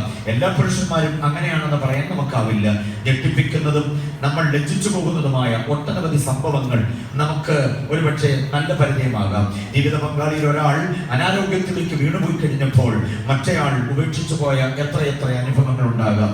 എൻ്റെ ഭാര്യയുടെ ഒരു കുടുംബത്തിൽപ്പെട്ട അവരുടെ ഒരു അകന്ന റിലേഷനിലുള്ള ഒരു സഹോദരൻ ഉണ്ടായിരുന്നു. അദ്ദേഹം ആർമിയിലായിരുന്നു. ആർമിയിൽ അദ്ദേഹം നല്ല തൊഴിലിൽ നല്ല ഒരു സ്ഥാനത്ത് അലങ്കരിക്കപ്പെട്ടിരുന്ന കാലത്താണ് ഒരു തീവ്രവാദികളുടെ നുഴഞ്ഞുകയറ്റത്തെ ചെറുത്തു നിൽക്കുവാൻ വേണ്ടിയുള്ള ഓർഡർ വന്നപ്പോൾ അദ്ദേഹം അടങ്ങുന്ന ഒരു ബറ്റാലിയനാണ് അവിടേക്ക് കുതിച്ചത്. ആ ഒരു പോരാട്ടത്തിൽ അദ്ദേഹത്തിന്റെ 2 കാലുകളും നഷ്ടപ്പെട്ടു പോവുകയുണ്ടായി. 2 കാലുകൾ നഷ്ടപ്പെട്ടിട്ട് ഒടുവിൽ ഏറിയ കാലത്തെ ചികിത്സയ്ക്ക് ശേഷം അദ്ദേഹം നാട്ടിലേക്ക് വന്നു. 2 കാലുമില്ലാത്തവനായി. അദ്ദേഹത്തെ റിസീവ് ചെയ്യാൻ പോലും പോകാൻ കഴിയാതെ, അദ്ദേഹത്തോടൊപ്പം ആ അവസ്ഥയൊന്ന് കാണാൻ പോലും മനസ്സ് വയ്ക്കാതെ താൻ വരുന്ന ആ ദിവസത്തിന്റെ തലേ ദിവസം വീട് വിട്ട് ആ സഹോദരി ഇറങ്ങിപ്പോയതാണ്. അവര് പിന്നീട് വന്നിട്ടേ ഇല്ല എന്നുള്ള സംഭവം കേട്ടപ്പോൾ വളരെയധികം സങ്കടം തോന്നി എന്ന് മാത്രമല്ല, ഇന്നും അദ്ദേഹം ഏകനായി കഴിയുന്നു എന്ന വാർത്തയാണ് അറിയാൻ കഴിയുന്നത്. നോക്കുക, 2 കാലുണ്ടായിരുന്നപ്പോൾ അദ്ദേഹത്തിന്റെ അധ്വാനത്തിന്റെ വിഹിതം മുഴുവനും അനുഭവിച്ച ഒരു ജീവിത പങ്കാളി. 2 കാലുമില്ലാത്തവനായിട്ട് അദ്ദേഹം വരുന്നു. അദ്ദേഹത്തിന്റെ പെൻഷനും മറ്റു കാര്യങ്ങളൊക്കെ ജീവിക്കാനായിട്ടുണ്ട്. പക്ഷെ 2 കാലുമില്ലാത്ത ഒരു പുരുഷനോടൊപ്പം തന്റെ യൗവനം ചെലവഴിക്കുവാൻ മനസ്സില്ലാത്തത് കൊണ്ട് ഇറങ്ങി പുറപ്പെടേണ്ടി വന്നു ആ സഹോദരിക്ക്. ഇതിനേക്കാൾ ദാരുണമായ ഒട്ടനവധി അനുഭവങ്ങൾ. എപ്പോഴാ ദാമ്പത്യത്തിന്റെ കരുതലുകളും സ്നേഹങ്ങളും അനുഭവിക്കുക? ഒരു വ്യക്തിക്ക് ക്ഷീണം അനുഭവപ്പെടുമ്പോൾ മാത്രമാണ് എന്ന കാര്യം നാം ചിന്തിക്കേണ്ടതുണ്ട്. നമ്മൾ ആരെങ്കിലും ഒരാൾ ആരോഗ്യത്തിലേക്കോ സമൃദ്ധിയിലേക്കോ ശ്രേഷ്ഠതയിലേക്കോ ശമ്പള വർധനവിലേക്കോ അല്ലെങ്കിൽ പ്രൊമോഷനിലേക്കോ വരുമ്പോൾ ജീവിത പങ്കാളി അതിനൊത്ത് ഉയരുന്നില്ല എന്നുണ്ടെങ്കിൽ അവിടെ ഒരു വൈരുദ്ധ്യതയോ വിഭാഗീയതയോ ഉണ്ടാകാതെ ദൈവം നമ്മെ യോജിപ്പിച്ചതാണെന്നുള്ള ആ വലിയ വീണ്ടുവിചാരത്തോടെ നിൽക്കാൻ കഴിയുന്നില്ലെങ്കിൽ യോബിന്റെ ഭാര്യയുടെ തനിയാവർത്തനം നമ്മുടെ ഒക്കെ ജീവിതത്തിലേക്ക് വന്നു ഭവിക്കാൻ സാധ്യത ഏറെയാണ്. അത് വരാതിരിക്കണം. നമ്മൾ നോക്കുക, മുൻപോട്ട് 2 ഭാര്യയും ഭർത്താവും മുമ്പോട്ട് ഓടിപ്പോവുകയാണ്. ഭർത്താവിൽ നിന്ന് വ്യത്യസ്തമായ ഒരു നിലപാടോടുകൂടെ ഒരു ഭാര്യ തിരിഞ്ഞു നോക്കിയതാണ് ഒപ്പുതൂണായി ഭവിച്ച ലോത്തിന്റെ ഭാര്യ. മനസ്സിലായില്ലേ? വ്യത്യസ്തമായ 2 ധ്രുവങ്ങളോട് യാത്ര ചെയ്യുന്ന ഭാര്യ ഭർത്താക്കന്മാരെ നമുക്കവിടെ കാണാം. ഇവിടെ നോക്കിക്കേ, കർഷകരുടെ ആധിക്യത്തിൽ ചാരത്തിലേക്ക് എടുത്തെറിയപ്പെട്ട സാഹചര്യം നിമിത്തമായി അവനെ ഉപേക്ഷിച്ചിട്ട് അവൾ പോകാൻ തുടങ്ങുന്നു. അല്ലെങ്കിൽ അവൾക്ക് ഈ സൗഭാഗ്യങ്ങളെല്ലാം വേണം, ബാക്കിയാകുന്ന ഭൂമിയും ബാക്കിയായ വീടും എല്ലാം അവൾക്ക് സ്വന്തമാകണം, ഇവൻ മരിച്ചു കിട്ടണമെന്ന് ആഗ്രഹിക്കുന്നു. എത്ര നിന്ദ്യമാണ് ആ വാചകത്തിനകത്ത് അടക്കം ചെയ്തിരിക്കുന്ന ആഗ്രഹങ്ങൾ എന്ന് നാം തിരിച്ചറിയണം. നീ മരിക്കുക, അതാണ് അവൾ പറയുന്നത്. നമുക്ക് മരിക്കാമെന്നല്ല, പിന്നെ നീ മരിച്ചു കളക, ചത്തുകളക. അത് മാത്രമല്ല, ദൈവത്തെ നിന്ദിച്ചിട്ട് മരിക്കാനാണ് പറയുക.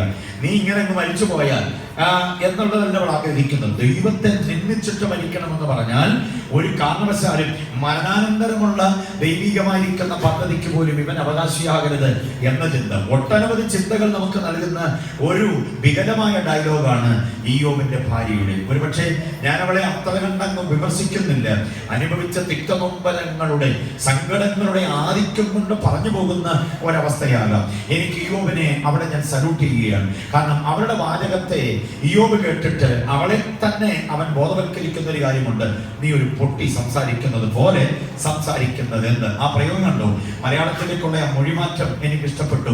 നീ ഒരു പൊട്ടി സംസാരിക്കുന്നത് പോലെ എന്ന് പറഞ്ഞാൽ അവളൊരു പൊട്ടിയല്ല എന്ന കാര്യം നമുക്ക് അവിടെ വ്യക്തമാണ്. ഒരു പൊട്ടിയല്ല യോബിന്റെ ഭാര്യ, വിവേകമില്ലാത്ത ഒരു സുന്ദരിയല്ല അവൾ. ഓക്കെ, യോബിന്റെ ഭാര്യ ഏറ്റവും മികച്ച ഒരു താരം തന്നെയാണ്. പക്ഷേ ഇപ്പോൾ ഈ ആധിക്യ നിമിത്തം, ഏതിന്റെ ആധിക്യം? സങ്കടങ്ങളുടെ ആധിക്യം.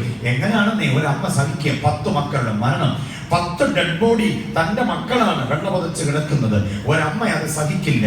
അപ്പോൾ ഏറ്റവും ജ്ഞാനിയായി ഏറ്റവും വിവേകമതിയായി നിന്ന് ആ തട്ടകത്തിൽ നിന്ന് സാഹചര്യങ്ങളുടെ സമ്മർദ്ദങ്ങൾ അവളെ ഒരു പൊട്ടിയുടെ തലത്തിലേക്ക് ഇറക്കിക്കൊണ്ടുവരികയാണ്. ഞാൻ പറയുന്ന എത്ര പേർക്ക് മനസ്സിലാകുന്നുണ്ട്? നല്ല വിവേകിയായിരുന്നു അവൾ. ഇയ്യോബ് എന്ന് പറയുന്നത് ആ നാട്ടിലൊരു പ്രമാണിയായിരുന്നു. ഇത്ര ധനാഢ്യനായ മനുഷ്യൻ, ഇത്ര ഉന്നതനായ മനുഷ്യൻ, നാട്ടിലെ ഏറ്റവും പ്രസിദ്ധനായ ആളായിരുന്നു. അതുകൊണ്ട് തന്നെയാണല്ലോ കക്ഷതയിലാണെന്ന് അറിഞ്ഞപ്പോൾ ബിൽദാദ്, സോഫർ അടക്കമുള്ള ഉന്നതന്മാരായ പണ്ഡിതന്മാർ സ്വരഗതിരായി വന്നത്. അപ്പോൾ ലോകമറിയപ്പെടുന്ന പണ്ഡിതന്മാരായ ആളുകളുമായി കൂട്ടുകൂടാൻ കഴിയുന്ന ഒരു ശ്രേഷ്ഠനായ മനുഷ്യൻ. അദ്ദേഹത്തിന്റെ ഭാര്യയ്ക്കും ആ തലത്തിൽ ഉന്നത ശ്രേണിയിൽ വിരാജിക്കുന്നവളായിരുന്നു അവൾ. ഇന്നത്തെ പോലെയുള്ള ഒരു വുമൻസ് അസോസിയേഷനോ WMC എന്നൊക്കെ പറയുന്ന പോലെയുള്ള ഒരു അസോസിയേഷൻ ഒക്കെ ഉണ്ടെങ്കിൽ അതിന്റെ ചീഫ് ആകാൻ സാധ്യതയുണ്ട് ഇയ്യോബിന്റെ ഭാര്യ. കാരണം ഇത്ര കണ്ട് ഉന്നതനായിരിക്കുന്ന ഒരു മനുഷ്യന്റെ ഭാര്യയല്ലാതെ ആ തലത്തിലേക്ക് ആരാ ഉയരുക? അപ്പൊ ഞാൻ പറയുന്നതിന്റെ ആശയം നിങ്ങൾ മനസ്സിലാക്കണം. ഇയ്യോബിന്റെ ഭാര്യ എന്ന തട്ടകം ഏറ്റവും ഉന്നതമായ ഒരു തട്ടകമാണ്. അവളുടെ ബുദ്ധി, അവളുടെ സവിശേഷത, അവളുടെ ജ്ഞാനം ഒക്കെ വലുത് തന്നെയാണ്. പക്ഷേ അങ്ങനെ ഉയർന്നിരുന്ന അവൾ സങ്കടങ്ങളുടെ ആധിക്യം കൊണ്ട് എവിടേക്ക് ഇറങ്ങി വരികയാണ്? ഒരു പൊട്ടിക്ക് സമാനമായി ഇറങ്ങി വരുന്നു. അപ്പോൾ പറയുന്ന വാചകങ്ങൾ ആത്മീകമേ അല്ല. ഇവിടെ നാം തിരിച്ചറിയണം, സങ്കടങ്ങൾ നമ്മെ പൊറുതിമുട്ടിക്കുമ്പോൾ നമ്മുടെ ഷേപ്പ് മാറും, നമ്മുടെ മാനസികാവസ്ഥ മാറും. നമ്മൾ വികലമായത് സംസാരിക്കും, ഭർത്താവിനോട് സംസാരിക്കും, മക്കളോട് സംസാരിക്കും, ഭാര്യയോട് സംസാരിക്കും. ബുദ്ധിമാനാണ്, ഉന്നതനാണ്, കാര്യക്ഷമതയുള്ളയാളാ, ക്രാന്തദർശിയാ. പക്ഷേ സങ്കടങ്ങളുടെ ആധിക്യം പുരുഷനെ പൊട്ടനെ പോലെയാക്കി മാറ്റും, സ്ത്രീയെ ഒരു പൊട്ടിയാക്കി മാറ്റും സങ്കടങ്ങളുടെ ആധിക്യം. പക്ഷെ അറിയണം ഒരു കാര്യം, ഈ 6 കഷ്ടങ്ങളിലൂടെ കടന്നുപോയാലും വിട്ടുകളയരുത് ദൈവവുമായിട്ടുള്ള നമ്മുടെ ബന്ധം. കണ്ടില്ലേ, 6 കഷ്ടങ്ങൾ അനുഭവിച്ച ഇയ്യോബിന്റെ മുഖത്തേക്ക് നിങ്ങൾ നോക്ക്. ആ മുഖത്ത് പ്രകാശം പൊങ്ങുന്നില്ല, ആരോഗ്യം നഷ്ടപ്പെടുന്നില്ല.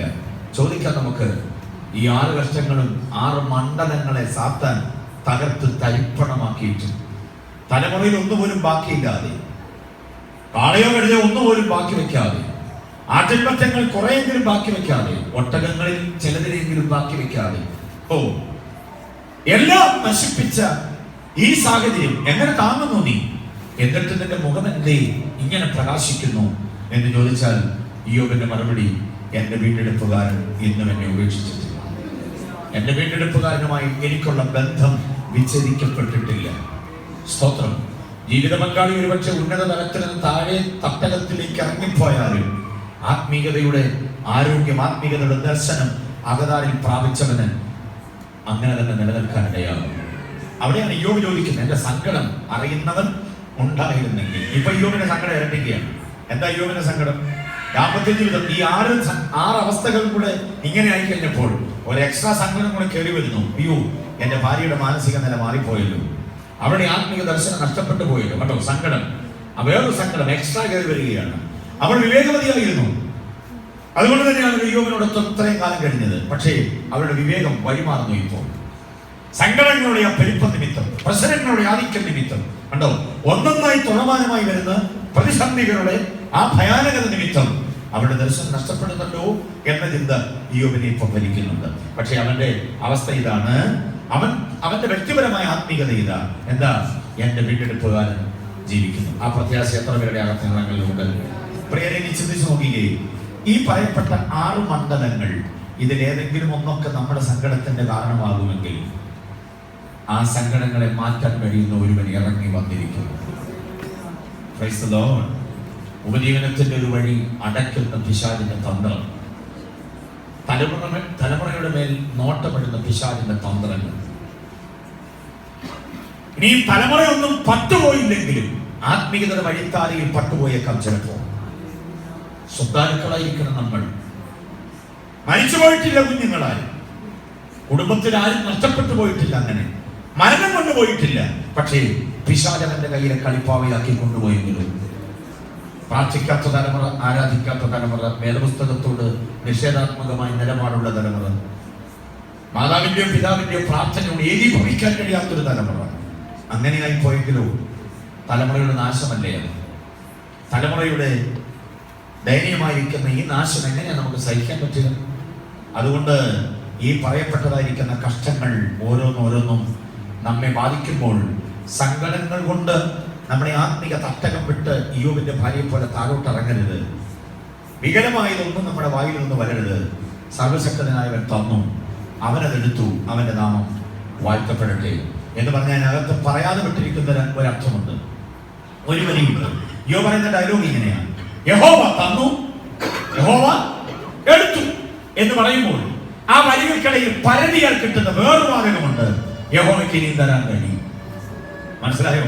യഹോവയല്ലേ തന്നേ, ആ യഹോവ എന്തോ എടുത്തു. എടുത്തതുപോലെ എന്ത് ചെയ്യാൻ കഴിയും? അവന് തരാൻ കഴിയും. അതാണ് എന്റെ വീണ്ടെടുപ്പുകാരൻ ജീവിക്കുന്നു എന്ന് പറയുന്നത്. മരിച്ചുപോയ ദൈവത്തെ അല്ല, ശക്തിയില്ലാത്തൊരു ദൈവത്തെ അല്ല, എവിടെങ്കിലും കണ്ണാടിക്കൂട്ടിൽ ഒതുക്കി വെച്ചിരിക്കുന്ന ദൈവത്തെ അല്ല, ജീവിക്കുന്ന വീണ്ടെടുപ്പുകാരനെ. എന്റെ കക്ഷതയുടെ ഇടത്തേക്ക് ഇറങ്ങി വരാൻ കഴിയുന്ന ഒരു വീണ്ടെടുപ്പുകാരനാണ് എനിക്കുള്ളത്. ആ പ്രത്യാശ അകത്തുള്ളവർക്കായി ഞാൻ ദൈവത്തെ സ്തുതിക്കുന്നു.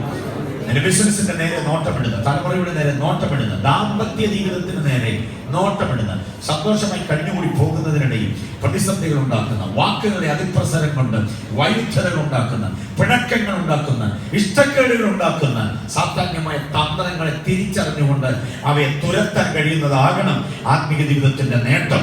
അതിനുവേണ്ടി ആകണം നമ്മുടെ ഉപവാസത്തിന്റെ ദിനങ്ങൾ. വ്യക്തിപരമായി ഒത്തിരി ഒത്തിരി വിഷയങ്ങളുണ്ടാകാം, പക്ഷേ നമ്മെ തമ്മിൽ അകറ്റുന്ന, ദാമ്പത്യത്തെ തമ്മിൽ അകറ്റുന്ന, തലമുറയുമായിട്ട് ഇഷ്ടക്കേടുണ്ടാക്കുന്ന ഒട്ടനവധി അനുഭവങ്ങൾ സാത്താൻ കൊണ്ടുവരുമ്പോൾ തകർക്കാൻ കഴിയണം, അതിനെ ചെറുത്തു നിൽക്കാൻ കഴിയണം. അഭിഷേകത്തിന്റെ കരുത്ത് ഏറ്റെടുക്കണം. ബോധ്യമായവർ കർത്താവിനെ സ്തുതിച്ചാട്ടെ. ഈ 6 മേഖലകളും നമ്മുടെ ജീവിതത്തിന്റെ അനുഭവങ്ങളാകാം. അത് വന്നാൽ പോലും, സങ്കടം ആധിക്യമായി ഉയർന്നാൽ പോലും ഒരു കാര്യം ഓർത്തോണം: ഇതിനെ പാടെ മാറ്റാൻ കഴിയുന്ന ഒരുവൻ ഉണ്ട്. അവനിലുള്ള വിശ്വാസം നമ്മിൽ ദൃഢതരമായി മാറണം. കരങ്ങൾ ഉയർത്തി കർത്താവിനെ സ്തുതിച്ചാട്ടെ. യോബിന്റെ സങ്കടങ്ങൾ അറിഞ്ഞ ദൈവം ആരറിയുമെന്ന് പറഞ്ഞപ്പോൾ അറിഞ്ഞ ഒരുവൻ ഇറങ്ങി വന്നു, അവന് വേണ്ടി പ്രവർത്തിച്ചു. അവസാന അധ്യായം, ആദ്യത്തെ അധ്യായം ദയനീയതയുടെ, ഒരു ശ്മശാന മൂകതയുടെ, പരിഭവങ്ങളുടെ, പരിദേവനങ്ങളുടെ, ആക്ഷേപങ്ങളുടെ, കുറ്റപ്പെടുത്തലുകളുടെ, ഒഴിവാക്കപ്പെടലുകളുടെ അനുഭവങ്ങളായിരുന്നെങ്കിൽ ഏറ്റവും അവസാനത്തെ അധ്യായത്തിലേക്ക് നാം വരുമ്പോൾ ഒരു ശുഭപര്യവസായിയായി ആ ചരിത്രമെന്ന് തീരുകയാണ്. നഷ്ടപ്പെട്ടതെല്ലാം ദൈവം എന്തോ ചെയ്തു? മടക്കി കൊടുത്തു, ഇരട്ടിയായി മടക്കി കൊടുത്തു. 10 മക്കളെ ജീവിപ്പിച്ചു കൊടുക്കുന്നതിന് പകരം അടുത്ത 10 മക്കളെ കൊടുക്കുകയാണ്.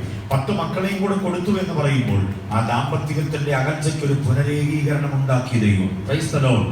പുനർവിവാഹം നടത്തുകയായിരുന്നില്ല, അവൾ ഇട്ടെറിഞ്ഞിട്ട് പോയിട്ടില്ല.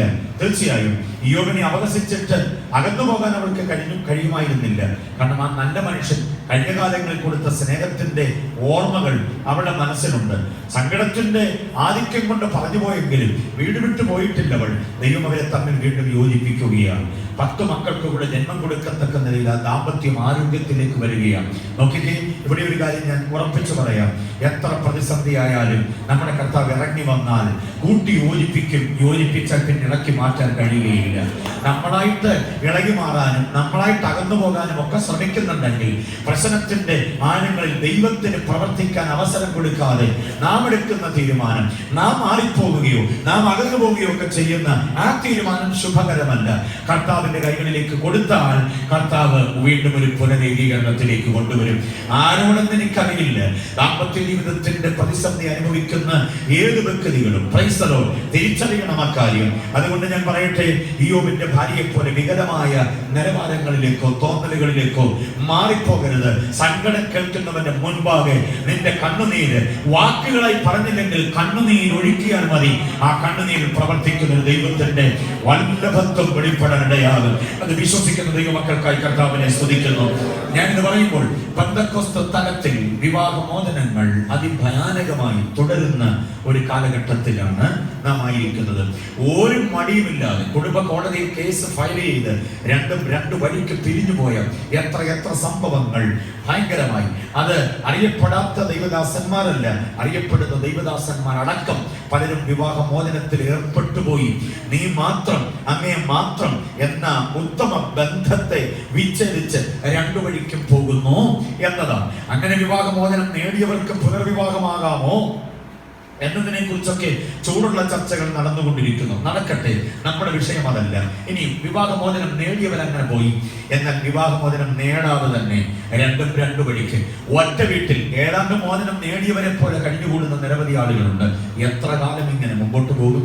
വളർന്നു വരുന്ന തലമുറ ഈ വിഭാഗികത കണ്ടു വളരുന്നു എന്ന വീണ്ടും വിചാരമില്ലാതെ ഭർത്താവിനോട് സംസാരിക്കാത്ത ഭാര്യ, ഭാര്യയോട് സഹകരിക്കാത്ത ഭർത്താവ്, ഇത് കുഞ്ഞുങ്ങൾ കാണുന്നില്ലെന്നാണോ നിങ്ങൾ ധരിക്കുക? ഇത് കുഞ്ഞുങ്ങൾ അറിയുന്നില്ലെന്നാണോ ധരിക്കുക? എത്രയോ ലജ്ജാകരമാണ്. ആ വളർന്നു വരുന്ന കുഞ്ഞുങ്ങളുടെ മാനസികാവസ്ഥ നാം തിരിച്ചറിയണം.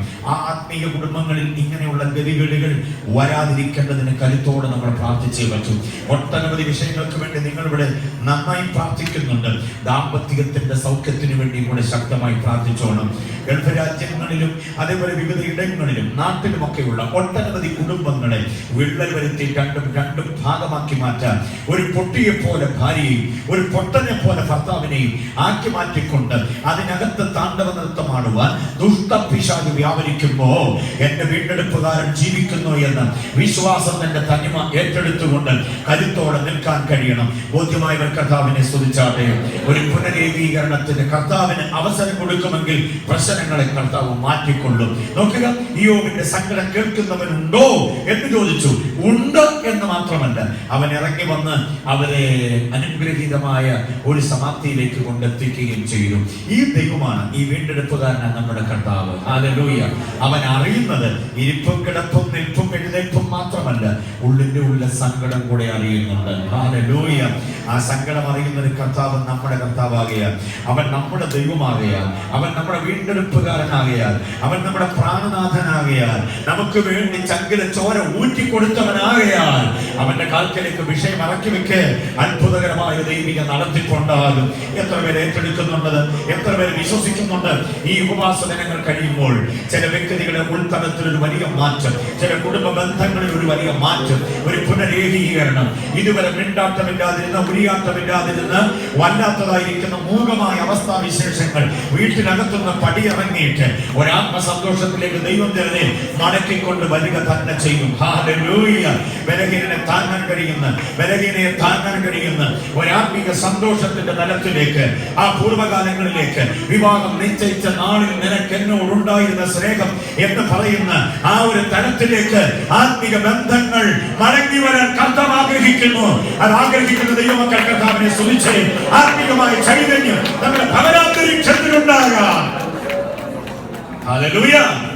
ശക്തമായി അതിനുവേണ്ടി പ്രാർത്ഥിക്കുകയും ശക്തമായി ആ വിഷയങ്ങൾക്ക് വേണ്ടി മധ്യസ്ഥയും ചെയ്യണം. കുടുംബ ബന്ധങ്ങളിലെ പ്രതിസന്ധികളെ അങ്ങനെ വിട്ടുകളയരുത്. അതിനെ നമ്മൾ കണ്ടില്ലെന്ന് നടിക്കരുത്.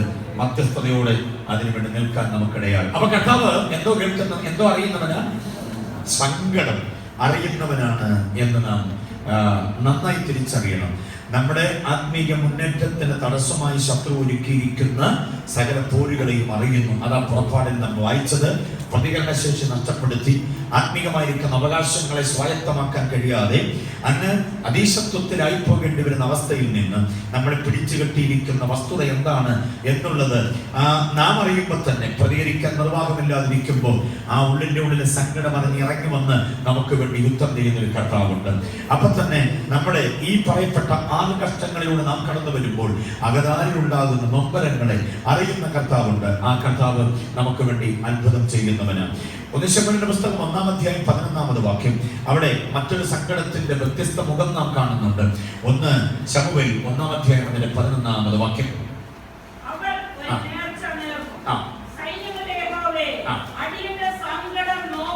അടിയന്റെ സങ്കടം നോക്കി അടിയനെ ഓർക്കണം. ബാക്കി ഭാഗം നമുക്ക് നന്നായിട്ട് അറിയാവുന്നതാണ്. അടിയന്റെ സങ്കടം നോക്കി.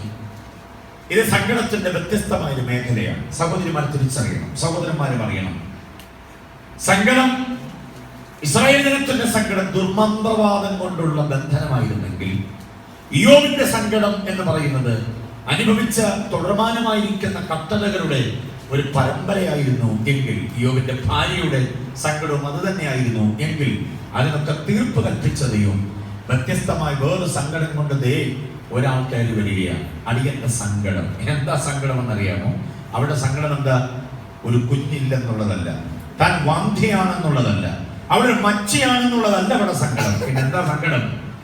1 ശമൂവേൽ 1-ാം അധ്യായം 11-ാമത് വാക്യം. അടിയന്റെ സങ്കടം നോക്കി. അടിയന്റെ സങ്കടം നോക്കി. അടിയന്റെ സങ്കടം നോക്കി. 1 ശമൂവേൽ 1-ാം അധ്യായം 11-ാമത് വാക്യം. പിന്നെ എന്താ സങ്കടം? ദൈവദിനത്തിന്റെ ഉദ്ധാരണം. എത്ര പേര് അതിനായി സങ്കടപ്പെടുന്നുണ്ട്? ദൈവസഭയുടെ ഉദ്ധാരണം, ദൈവമക്കളുടെ ഉദ്ധാരണം. നടത്തിപ്പുകാരന്റെ കാലം കഴിയാൻ പോകുന്നു, അനന്തരാവകാശികൾ പിഴച്ചു പോകുന്നു. ഇതൊക്കെ നോക്കിക്കാണുന്ന ഒരു വികതവീക്ഷണം, ദീർഘവീക്ഷണമുള്ളൊരു സഹോദരി. സഭയിൽ ഇങ്ങനെയുള്ളവരെയാണ് ആവശ്യം ദൈവത്തിന്. സഭയുടെ മുൻപോട്ടുള്ള ഗമനം എങ്ങനെയാകും? നാളെയുടെ ഭാവി എന്താകും? സഭ നാളെയുടെ ദിനങ്ങളിൽ എവിടെ എത്തും എന്ന് ചിന്തിക്കുന്നവരുണ്ടാകണം സഭയിൽ. അന്നുള്ള കൂടിവരവുകൾ കഴിഞ്ഞ് പോകുന്നു. 21 ദിവസം ഉപവാസം നടക്കുന്നു. 23-ാം തീയതിയിലും അത് കഴിയുമ്പോൾ പിന്നെ അവധി, ആഘോഷം. ഓക്കെ, ഇങ്ങനെ അങ്ങോട്ട് വരുന്നിടത്ത് വെച്ച് കാണാമെന്ന് പറഞ്ഞ് പോകുന്ന പോക്ക് ദൈവസഭയ്ക്ക് നമുക്ക് പറ്റില്ലത്. മറ്റുള്ളവർക്കാണ് അങ്ങനെയുള്ള ആ ഒരു ചിന്താഗതി. നമ്മുടെ അനുഭവം, നമ്മളിതിനകത്ത് ആരാധിക്കുകയും നമ്മളിത് അനുഭവിക്കുകയും ചെയ്യുമ്പോൾ അടുത്ത ദിവസം എന്തായിരിക്കുമെന്ന് ഇപ്പോഴേ ചിന്തിച്ചു കൊള്ളണം. അടുത്ത കുറെ കാലം കഴിയുമ്പോൾ എന്തായിരിക്കും? 52-ാമത് വർഷം, ആവർത്തിച്ച് കേൾക്കുന്ന പ്രയോഗമാണത്. 52-ാമത്തെ വർഷം, അടുത്ത 10 കൊല്ലം കഴിയുമ്പോൾ ഇതിന്റെ അവസ്ഥ എന്തായിരിക്കും? നാട്ടിലെ സഭയെ കുറിച്ച് ചിന്തിക്കാറുണ്ടോ? അടുത്ത 10 കൊല്ലം കഴിയുമ്പോൾ ആരായിരിക്കും അതിന്റെ മുഖ്യധാരയിലുണ്ടാകുക? ആരായിരിക്കും അതിന്റെ കാര്യപരിപാടികളെ നിർവഹിക്കുക എന്ന് നാം ചിന്തിച്ചു കൊള്ളണം. ഇപ്പോഴേ അതിനു വേണ്ടുന്ന ക്രമീകരണങ്ങൾ ചെയ്തു കൊള്ളണം. ഈ സഹോദരി ആലയത്തിലൊരു ഇടവകാംഗം എന്ന് മാത്രമായിരുന്നില്ല, ദൈവസഭയുടെ മുഴുവൻ ഭാവിയെക്കുറിച്ച്, ദൈവമക്കളുടെ മുഴുവൻ ഭാവിയെക്കുറിച്ച് നന്നായി ദീർഘവീക്ഷണമുള്ളവളായിരുന്നു. ആര്? ഹന്ന. അതുകൊണ്ടാണല്ലോ അവൾ പ്രാർത്ഥിക്കുന്നത്, നീ എനിക്ക് പുരുഷ സന്താനത്തെ തന്നാൽ ഞാൻ അവനെ നിനക്ക് തന്നുകൊള്ളാം. അപ്പൊ ഒരു വന്ധ്യ എന്നതല്ല അവളുടെ സങ്കടം. തിരിച്ചറിയണം അത് മുഴുവൻ ആളുകളും. ഹന്നാന്റെ സങ്കടം, ഞാനൊരു വന്ധ്യയായിപ്പോ എനിക്കൊരു കുഞ്ഞില്ലല്ലോ എന്നുള്ളതല്ല. എന്റെ ഭർത്താവിന് മറ്റൊരു ഭാര്യയുണ്ട്, പെണ്ണിന്, അവൾക്ക് കുഞ്ഞുങ്ങളുണ്ട്, എനിക്കില്ലല്ലോ കർത്താവേ, എന്നെ ഒന്ന് മാറ്റിത്തരണേ. വന്ധ്യയാണെന്നുള്ള എന്റെ ലേബലൊന്ന് മാറ്റിത്തരണേ. അതൊന്നുമല്ല അവളുടെ സങ്കടം. പിന്നെന്താ അവളുടെ സങ്കടം? ഇസ്രായേലിനെ നയിപ്പാനുള്ള നടത്തിപ്പുകാരനില്ല. ആത്മീക മൂല്യച്യുതിയെ തിരിച്ചറിയുന്നു അവൾ. പെന്തക്കോസ്തിന്റെ മൂല്യച്യുതി തിരിച്ചറിയുന്ന എത്ര പേരുണ്ട്? പെന്തക്കോസ്തിന്റെ അപജയങ്ങളെ നോക്കിക്കാണുന്ന എത്ര പേരുണ്ട്? പെന്തക്കോസ്തിനകത്തേക്ക് വ്യാപരിക്കപ്പെടുന്ന ദുരുപദേശങ്ങളെ തിരിച്ചറിയുന്ന എത്ര പേരുണ്ട്? പെന്തക്കോസ്തിനകത്ത് സംഭവിക്കുന്നതായിരിക്കുന്ന രാഷ്ട്രീയവൽക്കരണം തിരിച്ചറിയുന്ന എത്ര പേരുണ്ട്? പ്രസ്ഥാനവൽക്കരണം തിരിച്ചറിയുന്ന എത്ര പേരുണ്ട്? ഇതിനകത്ത് തന്നെ ഒരു മതവൽക്കരണം നടക്കുന്നുണ്ട്. എത്ര പേര് തിരിച്ചറിയുന്നുണ്ട്? ഇതിനെതിരെയൊക്കെ പ്രതികരിക്കാനാറുണ്ട്. അതൊരു സങ്കടമായി അകത്തുണ്ടാകണം. ആ സങ്കടത്തെ ദൈവസന്നിധിയിൽ ഇറക്കി വെച്ച് പ്രാർത്ഥിക്കുമ്പോൾ ദൈവപ്രവൃത്തി വെളിപ്പെടാനിടയാകും. എത്ര പേർക്ക് മനസ്സിലാവുന്നുണ്ട് ഞാൻ പറയുന്ന കാര്യം? നമ്മുടെ സങ്കടത്തിന് അങ്ങനെയും കൂടി ഒരു മുഖമുണ്ടായേ പറ്റും. വ്യക്തിപരമായി നമ്മുടെ കാര്യസാധ്യത്തിന് വേണ്ടി മാത്രം സങ്കടപ്പെട്ട പോരാ, ദൈവസഭയുടെ വളർച്ചയും ആത്മഭാരമായി നമ്മുടെ ഉള്ളിൽ സങ്കടമായി ഉയരണം. മനസ്സിലാകുന്നുണ്ടോ? ജെന്യുവിൻ ഗോസ്പൽ പ്രസംഗിക്കുവാൻ എത്ര ദൈവദാസന്മാരുണ്ട്.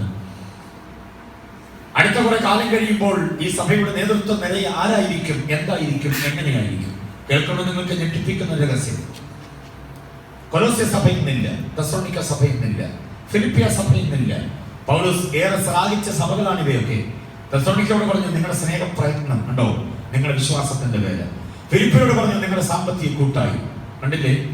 എഫെസോസ് സഭയോട് എന്നാ ശ്ലാഘനീയമായ കാര്യങ്ങളാണ് പറയുക. റോമ സഭയോട് പറയുന്നു നിങ്ങളുടെ വിശ്വാസം സർവ്വലോകത്തിനും പ്രസിദ്ധമാണ്. എല്ലാ സഭകളെയും പൗലോസ് ആശംസിക്കുന്നുണ്ട്.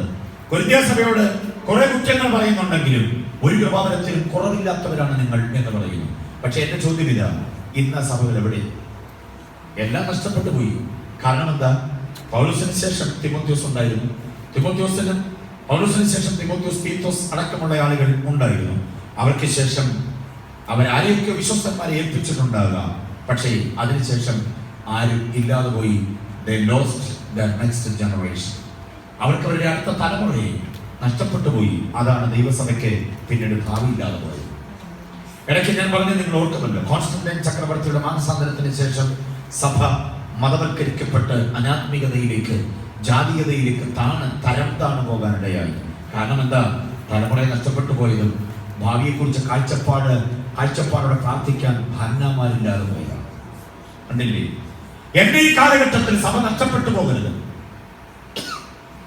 ഏത് വൃദ്ധനായിരിക്കുന്നു, അവന്റെ കണ്ണ് മങ്ങിപ്പോയി, ദർശനമേറെ ഇല്ല, യാഗവും പെരുന്നാളും ഒക്കെ നടക്കുന്നുണ്ട് എന്നുള്ളതല്ലാതെ ആത്മീയതയില്ല. ഇതിനെതിരെ പ്രാർത്ഥിക്കാൻ ഒറ്റയാളെ എഴുന്നേൽക്കുന്നുള്ളൂ, സങ്കടമുള്ള ഒരാൾ. അതാണ് ആ ഹന്നയാകാൻ എത്ര പേർക്ക് താല്പര്യമുണ്ട്?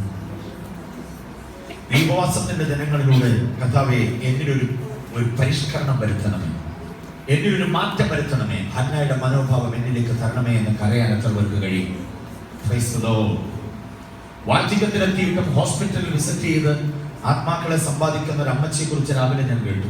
വളരെ സന്തോഷം തോന്നി. മുടക്കാതെ ഹോസ്പിറ്റലുകളിലൂടെ യാത്ര ചെയ്ത് വിവിധ ഹോസ്പിറ്റലുകൾ സന്ദർശിച്ച് രോഗികളെ കണ്ട് സൗഖ്യദായകനായ യേശുവിനെ പരിചയപ്പെടുത്തുന്ന ഒരു വാത്സല്യ മാതാവ്. ഓക്കെ, അമ്മച്ചമാരുടെ ഹൃദയത്തിൽ ദൈവം കൊടുത്ത ആത്മഭാരം ഭയങ്കരമാണ്. കേരളത്തിന്റെ പെന്തക്കോസ്തിന്റെ വളർച്ചയുടെ പിന്നിൽ കരുത്തുറ്റ കുറെ മാതാക്കളുടെ ചരിത്രമുണ്ട്. എത്ര പേർക്ക് അറിയാമെന്ന് എനിക്കറിയില്ല. അവരെ കുറിച്ചൊക്കെ പഠിക്കണം. കുറെ അമ്മച്ചിമാരുണ്ട്, കുറെ കൊച്ചമ്മമാരുണ്ട്. അറിയാമോ? കൊച്ചമ്മ എന്ന് വിളിക്കപ്പെടുന്ന, അമ്മച്ചി എന്ന് വിളിക്കപ്പെടുന്ന, വല്യമ്മച്ചി എന്ന് വിളിക്കപ്പെടുന്ന, ആന്റി എന്നൊക്കെ വിളിക്കപ്പെടുന്ന കുറെ മാതാക്കളുണ്ട്.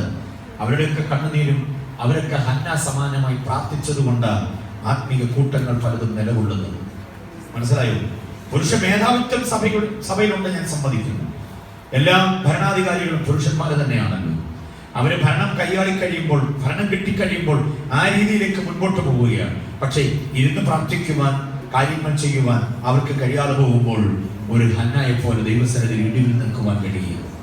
സ്വന്തം കാര്യത്തിന് വേണ്ടി മാത്രമല്ല, ഒരു പുരുഷ സന്താനത്തെ തന്നാൽ ഞാൻ അവനെ എന്ത് ചെയ്തോളാം? നിനക്ക് തന്നോളാം എന്ന ശ്ലാഘനീയമായ ഒരു സങ്കടമാണത്. എന്ന ഒരു ആത്മഭാരത്തിന്റെ അനുഭവമാണത്. ആ പ്രതീകമാകാൻ, ആ അനുഭവമാകാൻ എത്ര പേര് താല്പര്യപ്പെടുന്നുണ്ട്? വിവിധ വിഷയങ്ങൾ നമ്മൾ കൈകാര്യം ചെയ്യുക. സങ്കടങ്ങളുമായി ബന്ധപ്പെട്ട വ്യത്യസ്ത മുഖങ്ങൾ. യോബിന്റെ സങ്കടം ഒന്ന് വേറെയായിരുന്നു, ഇസ്രായേലിന്റെ സങ്കടം ഒന്ന് വേറെയായിരുന്നു, ഹന്നയുടെ സങ്കടം ഇനിയും ഒന്ന് വേറെയാണ്. വായിച്ച് 2 ശമൂവേലിന്റെ പുസ്തകം 16-ാം അധ്യായം 12-ാമത് വാക്യം വായിച്ച്. 2 ശമൂവേൽ 16-12 വാക്യം. സങ്കടത്തിന്റെ വേറൊരു മുഖം നാം അവിടെ കാണുന്നു.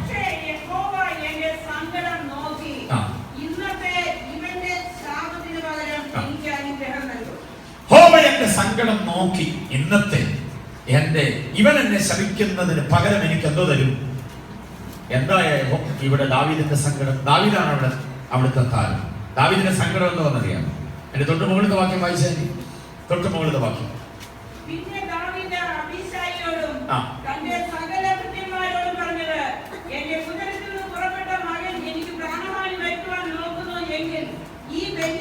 എന്റെ ഉദരത്തിൽ നിന്ന് പുറപ്പെട്ട മകൻ എനിക്ക് പ്രാണഹാനി വരുത്തുവാൻ നോക്കുന്നുവെങ്കിൽ ഈ ബെന്യാമീനായ ശിമയി എന്നെ ശപിക്കുന്നതിൽ എന്ത് കാര്യം? അതെനിക്ക് ആശ്ചര്യമില്ല, അതെനിക്ക് അത്ഭുതം തോന്നുന്നില്ല. എന്റെ ഈ സങ്കടം അറിഞ്ഞ് ദൈവം പ്രവർത്തിക്കട്ടെ.